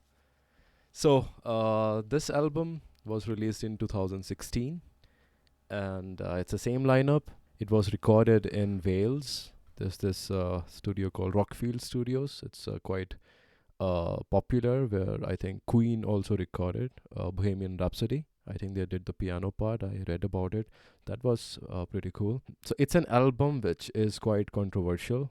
There are two kinds of people in the world. First, who really, really love this album, and the second kind of people who really, really hate this album. And it's a fact. It's all over the internet. Interestingly, it's with us as well. I think I'm the one who really love this album, and I think L, you don't really love this album, right? You kind of hate it, like. Well, I don't think there's any song apart from Sorceress, the title song. I don't like it that much, but other songs are like really good musically, and they do have Opeth sound in all the songs. Most interestingly, the keyboards, the synthesizer, and everything. It has some spooky vibe to it, some haunting vibe to it, which I personally really, really love. Yeah, I do have like 3 samples, and I will play it. But before that, I wanna ask L, what do you think? What do you think about this album, man? I will share more than a music. Maybe I'll share some feelings about it, because I remember when this album, when they released the cover, I really like the cover album. I love it. And the cover art was by Travis Smith. It's very famous, Right. and it's when before they released the songs, they put the cover album on the news, and like all the old guys were like, "Man, Opeth is going back," like all this nostalgia, all like you look at the album and you see like this peacock over like blood, and blood is it's like it's bleeding, and it's very intense, kind of Cannibal Corpse style artwork, and we were like stoked. It's like seems dark, it seems evil, it seems brutal, and then I listened to it and I was like, man, Of course. there is nothing brutal and heavy about Right. this album other than the artwork. And this album specifically, even recently, I listened to it a lot, and I tried to focus listen to it, and it really didn't work out with me. I think my favorite Mhm. song is the Seventh Sojourn. Sachin. And there was good, like also the Mediterranean tabla, it's there as well. There is some Right. kind of precautions and everything Oriental that I vibe. liked, but overall, I would say hold your seat, bro. When I share my rating, like let's listen to it and get back Is to it like this. 1 or 0? Don't tell me it's 0. Come on, man. It's not Justin Bieber. Okay. Well, that's funny. It's weird, man. I mean, again, if you forget that these guys were death metal guys, I if you forget forget it, man. about it, Totally. I honestly you won't put- expect them to growl. It's if no you no no. forget it. I put believe me, I put that aside. I was like, I'll give a summary in the end, and I'll talk about Okay. these things, because if we go back to the Domination trap, Right. like Domination it was in the middle of all Mm. these heavy albums, and Right. it's a masterpiece. And there, like, the voice is different. Here it's like they trying something went wrong here, honestly, in Sorcerers. It's something really off, like when we started with Heritage and Pale Communion, things were start that's the thing about Opeth. I'll talk more about this in the summary. There was uphill, but Sorcerers here, it's like a weird downhill here is going. So Really? I don't know what's went wrong, but I would Wow, say it's very interesting to know that. And I mean, I'm open. I'm not like, for me, it was like the most interesting album. When it got released, I heard the songs. I was so happy. Then I ended up covering one of them. I Wow. covered this song called "Will of the Wisp" on acoustic, and I even recorded it. So that was really good. I also played Persephone with one of my friends back in college. We kind of jammed on a couple of acoustic guitars. They just got me because of unique sound, their keyboards, the kind of melody they introduce in this. It's very spooky, and again, it's all duality. The songs are beautiful, but the lyrics are very dark. And no metal, I agree, it's not a heavy uh, growling or anything going on here, but overall musically it's just phenomenal in my opinion. I have a clip here from this song called "A Strange Brew." It has some parts that are very very similar to bands like Mahavishnu Orchestra and King Crimson. So there you go.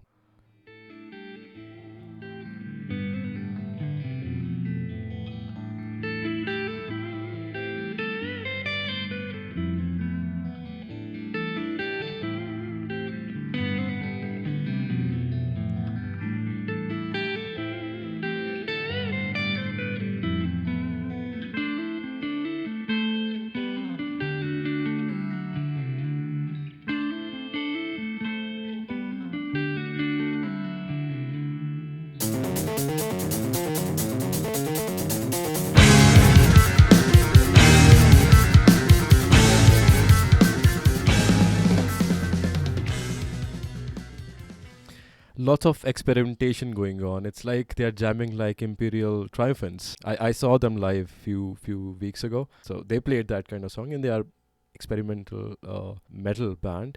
And these guys are like doing the similar thing that King Crimson did. And the before that experimental part came, before that they were like very smooth, very mellow kind of jam, just like Mahavishnu Orchestra. It's very relaxing, very kind of trippy, or psychedelic progressive bands like Pink Floyd as well. So I love it, psychedelic music. That's the thing. Like I really yeah, so these elements really got me. And from the same song, there's this second part as well. I'm gonna quickly play it before we jump next. You have no face, nobody, no one's just.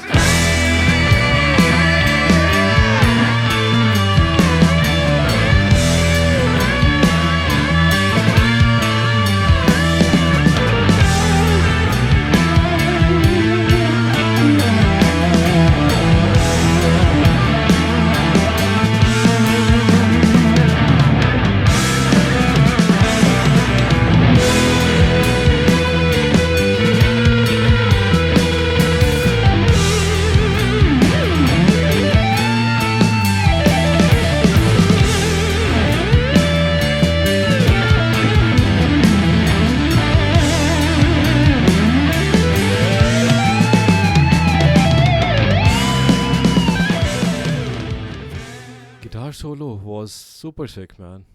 In this one, it's one of the popular songs from this album, and I think they remind me of part of a Dream Theater actually. With I yeah, think there was a guitar, and at the same time there was some kind of like synthesizer where it's like doing that kind of extended yeah. notes. But Musically, it's flawless in my opinion.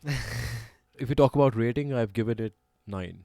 Earlier I had 9.5, but I gave it 9 because of the artwork. It shows duality. It has beautiful peacock, and the peacock is standing on the pile of flesh and skull, which is brutal. Like it has both the things in it, and songs are beautiful.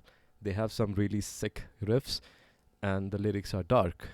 So it's like duality. It's like yin yang, and that's what I liked. And unexpected things. And that's what Opeth has done again, and that's why I gave it 9. Middle Storm have 7.3, so both Okay. this and Heritage have the lowest rating, and Okay. I took the 7 away, so I just left a 3 for 3. it. I mean, it's okay. You don't like this album. That's fine. It again, guys. It's a personal experience, right? Yeah, it's the So only album for Opeth that I have below 5. wow, Yeah. wow, interesting. Okay. How about Um, we go into in Coda Venom in Coda, or I did have one more track from this album, but I Okay. think we're gonna skip it. You want me to play? Shall I play it, or I think it's getting way too long. yeah. Okay, I'm gonna play it, and then we're gonna wrap up with in Coda, Okay. and then summary, right? Okay. Okay. So this last one is called The Void. It's one of the bonus songs from this album, and I really really like it. It's one of my favorites, and it's relatable as well. So Doing fine. I have a place to stay, just behind the sunshine. By the way, don't need sympathy. I have a place to lay. I am more than you can see.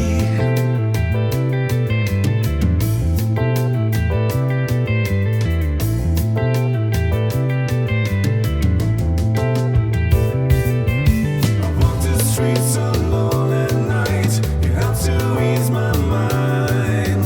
I lay me down come the morning light and leave our walls behind.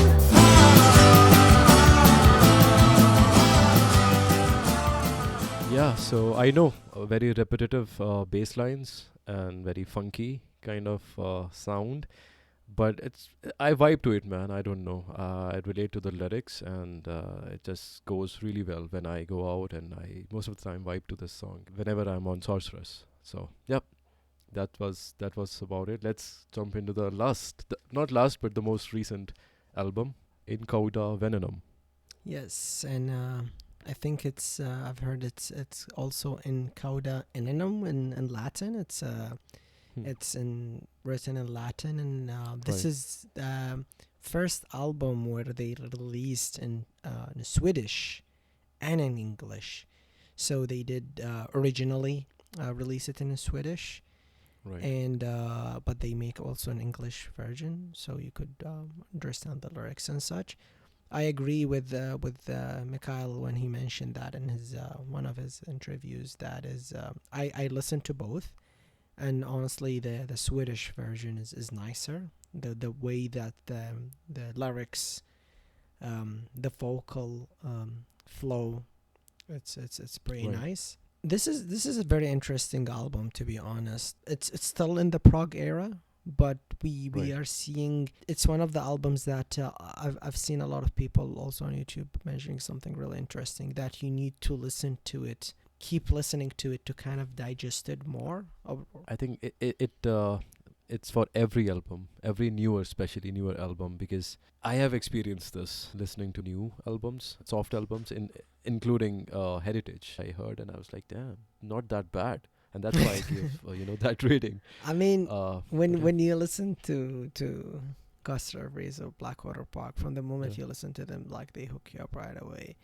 Yeah, for sure. Versus, yeah, I mean, I really don't support that as much. Keep listening to the album, because I repeated these latest album a lot, and many of them they I wasn't retaining anything. I wasn't experiencing much. I was just listening. Oh, this part is good. This part. I feel like sometimes I don't really want to. Oh, this is Opeth. I'm gonna press myself to like this. Like Right. it's, and especially nowadays we have so much production and so many albums released every day. I could listen to other bands. I could listen to other things. I appreciate Right. good music and everything. That being said, I also gonna echo what Mike from Become the Night channel on YouTube, what he said, which is very interesting. That I agree with. This album is good in aspect, but there is something, I would say, limiting or restricting. You want to listen to this album as a whole. You want to Right. listen to it from the first song to the last song. I know, like we mentioned, some albums are good, some albums are concept albums. You want to listen to all of the albums, but no, for this album specifically, if you don't listen to it as a whole, you will have no value in it, and that is restrictive. Like songs from Ghost Reveries or Blackwater Parks are amazing, and we suggest listening to the whole albums. But if you pull one song from there, it does have a meaning. It does have some Right. context in it. But this album specifically, if you want to pull each song by itself and listen to it, it will be really off versus the experience of this album as a whole, considering like it's a one song. And you could notice that what I like about this album as well, it's remind me structure wise with Queensryche, like Mind a Mhm. Crime, with all these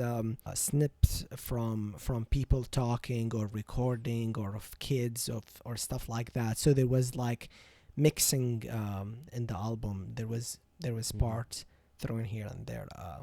What do you think about this, Okay. Mike? Well, when this album came out, I started listening to it, I instantly liked the first song. I mean, not the intro, but Dignity. Okay. That one really got me. It's catchy, and there are really good parts in it. Guitar work is amazing, and interestingly, that song is also about Sweden's first prime minister, who was assassinated, and his case is still not solved. So that's quite interesting. I didn't know about it. I read recently, and I got to know that these guys are writing political stuff. Although the guys are personally not into politics and don't prefer to give any opinion in politics, but this particular song is about that prime minister. So that was pretty interesting to know. Overall, I agree with Al that you have to like sit and listen to the entire album from the beginning to understand what's happening and to absorb the songs and get the full experience. And I also think that the same applies to the other albums, including Sorceress. If you go from the start, it's like a journey. I mean, it's about experience, and that's what Opeth has provided thus far, and I really appreciate it. Secondly, I wanna mention this song called Universal Truth. I think this is an epic song on this album, and it's one of their best works. Before I play samples, I wanna ask Al, how much have you rated this album? Yeah. I actually give it a 7. How about you? I've given it 8. You've done an 8. Uh, That's 8, fair. yeah. I And actually Mhm. I like that because Metal Storm, we were talking about the rating. They give it 7.7. Okay. You give it an 8. I give it a 7. And honestly, I had an 8 written on that 7. I was in between. 7 and 8. Yeah. But when I looked at 8, you see, I got into that trap again, comparing it to my Army or Hearse that have an 8. Right. I was like, no way, this is Yeah. an 8. Like, That's I mean, different, man. I But know, it's fair. It's fair. I know, but if I have 2 vinyls to listen to them, oh, I would definitely go to my Army or Hearse. I don't want to go back. We reviewed it, but the even the musical elements when it's a start with the rain, you Right. already feel that like purple, darkness and feeling Mhm. of sorrow right away on your brain. Yeah. Like the rain when it starts with the first song and then things flow versus this.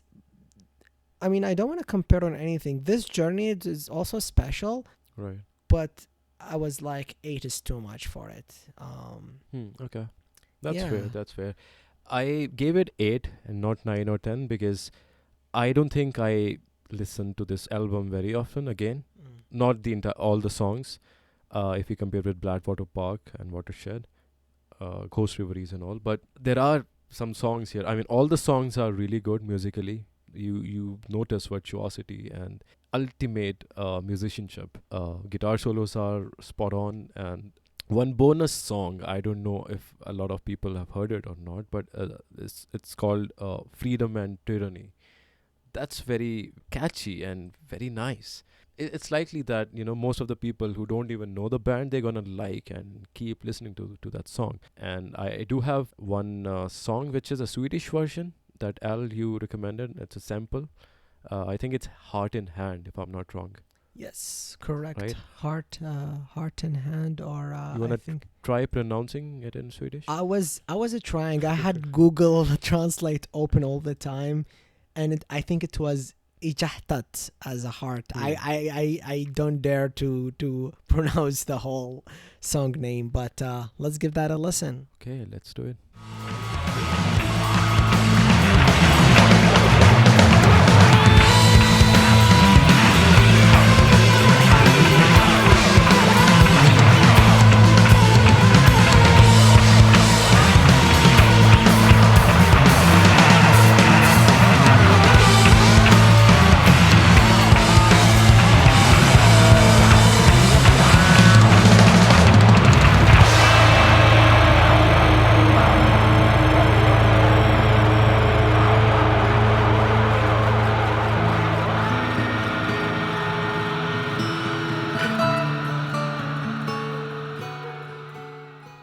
I actually choose that part specifically because I like the proggy. It's there is a kiosk going on.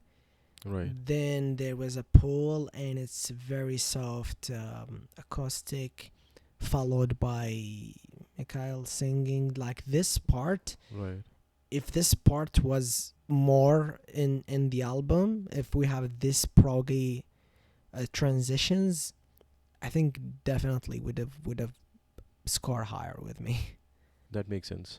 Although I like Dignity and Universal Truth much better, but I also liked Width of a Circle. Again, one of the bonus songs that they released later on. I'm gonna play something from Dignity. There's a little sample, so it goes.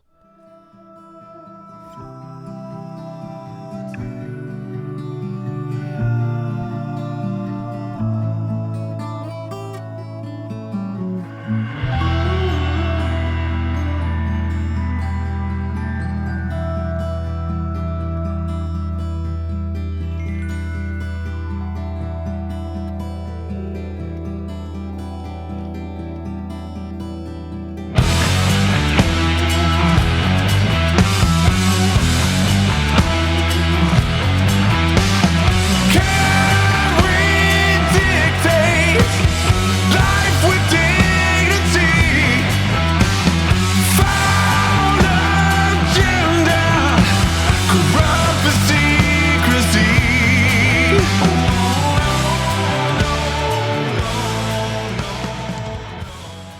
I think that's a signature part of Opeth in this album. Like, no, no, no. That really is very catchy, and I like the transition in this part as well. Overall, yeah, I think I'm satisfied with what Opeth has done. Obviously, there's always a scope of getting it to a level of perfection, and I've always realized that whenever I expect perfection, I always get disappointed. You know, about speaking about perfection, you just remind me of Doda from Riverside. He said in the Mhm. lyrics, "And perfection you can only dream about." Yeah, that's so true. So true. Oh, I just forgot. I have two samples, but I'm planning out to play one of them right now. It's a riff from this song called All Things Will Pass. It's the last song out of this album. I'm thinking to play that song at the end of this episode as an outro, as like an ending Okay. to the episode. Could do that. So yeah, here's this first riff from All Things Will Pass.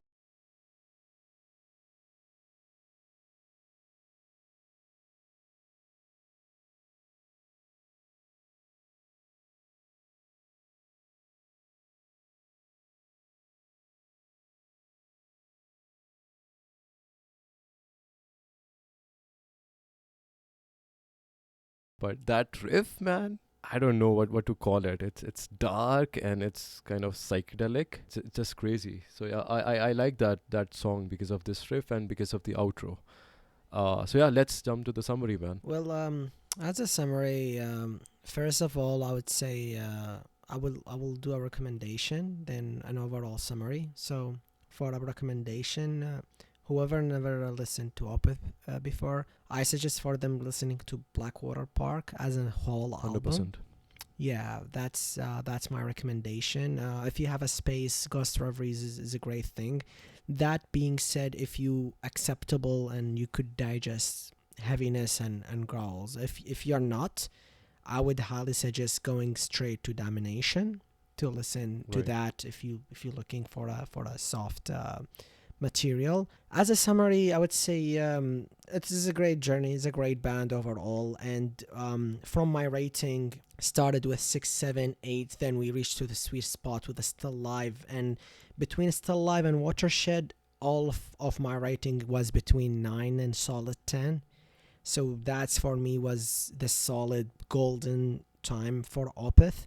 That being said, I hope and I'm excited for the future because if we repeat the Patreon that happened before with Orchid, Morning Rise, My Arm, then still it was 6, 7, 8, 9. That's kind of follow back with Heritage on 5, Pale Communion on 5, 6, excluding Sorcerers. In my opinion, that's something an outliner. In Code of Venom was a 7, so I'm expecting something between 8 and 9 for their next release. They are exploring things, they experimenting things, but I think in Code of Venom was something come with more. They are now figuring the chemistry. They're getting there. So I hope there will be no more line change up. There's already a change in the band. Oh, they got that Axe- new Axe kid, left, right? right? Yeah, they got that Yeah. new kid. Well, yeah. I mean, I don't know if this is a massive change. I don't, and I'm not feeling like the new drummer could No, influence. he's pretty good. He's pretty good. He's good, doing- but I don't yeah. think he will have a lot of say versus Mikhail Vision. Oh yeah, of course, of course. So, But you know, I listened to one interview where Michael was asked if he's gonna do death vocals in the future, and he was like, "No, they should not expect death vocals, but who knows?" He said that, like, who knows? So I was really shocked to actually, I don't. I'm a very optimistic person. I feel it's not about the girls, to be honest. With that chemistry, with that consistency, and homogeneous material we were having a band that grow together as a band, a band Yeah. that build an album after an album going up, and Lopez was there, Peter was there, and now we have a new blocks and a new Right. aspects, a new blood in the band. And as I just mentioned, like I think there is a growing aspect. If we Mhm. didn't find another outliner, if we can't predict or forecast the future, but I feel if they keep continuing going uphill, we're gonna see. And to be honest, in my opinion, I would love to hear something like Blackwater Park or Ghost Reveries or Mm. something like that. But I think it's gonna be really challenging to reach that step back. And I feel in Code of Venom was a good record. And Mhm.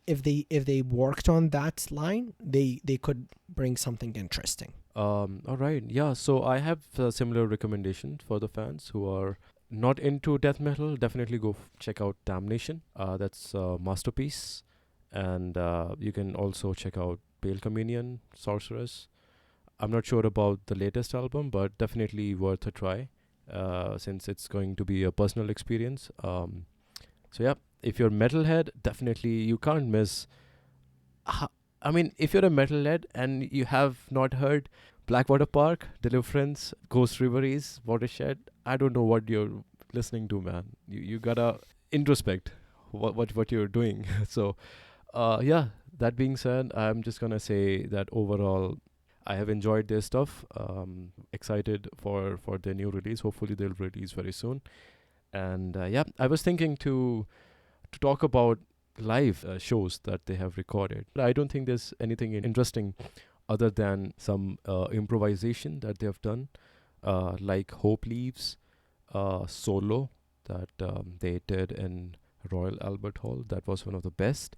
And most recently, they did this Garden of the Titans live at Red Rocks Amphitheater. So that was pretty interesting. They had really good quality video recording, and sound was amazing. Apart from that, oh yeah, there's another song that they released. It's a song that they released for this game called God of War, Blood and Metal from 2010. There were lots of bands, including Dream Theater, and Opeth stood out from all of them because their track was the most unique, and a lot of people liked this track and the others. So yeah, that was the entire discography of Opeth. Al, you wanna add something? I just wanted to actually, you remind me of that track. Actually, I've listened to it many years ago and never get back to it. Probably I'll check it out again. I just wanted to say something since you reminded me with the live. I think I'm really looking for a vinyl for Lamentations. Lamentations, It's yeah, very that's interesting. pretty It's good. it's the whole Damnation album, and then very unique way of Blackwater Park Deliverance songs, Right. one after another, like interchangeably. So I think Right. that's a pretty cool live session. Definitely. That's all. And I'm still looking for the Royal Albert Hall DVD. I think that's one of the best live shows ever. They nailed it, like, pretty much. And it's a tribute to Deep Purple's concerto for group and orchestra. The album art, it's very similar to the Deep Purple's live recording. So yep, that's about it from Opeth. We did it. We did it. Yes. All right, we shared a lot of things, man. Thanks, guys. If you're still listening to this, we appreciate that you sticked along. And yeah, I'm just gonna give another reminder here that we are not music experts or expert musicians. This podcast is about commentary and opinion on metal music. We use samples to make our point, share the content, and of course to educate others about this special genre of music. We make absolutely no claim of copyright to any music featured in our samples, and we strongly recommend that you support the artist by buying their music records, merchandise, or by seeing them live. And if you're an artist, composer, or songwriter, I mean, I know we have talked about Opeth in this, but anyone can contact us through the email. We have mmetalhangout@gmail.com, at mmetalhangout on Twitter and Instagram. We'll be happy to have your reviews, feedback, or whatever you like, whatever you don't like about our podcast. So feel free to do that. And yeah, that's me, Mike, from Calgary, Alberta. We have And Al from Montreal. right, and this was our first episode, Opeth, and we'll see you next time, next month. You wanna reveal, Al, what we're gonna do next month? We'll leave the element of surprise here. All right, sounds great. All right, guys, thanks again. Cheers. Bye bye.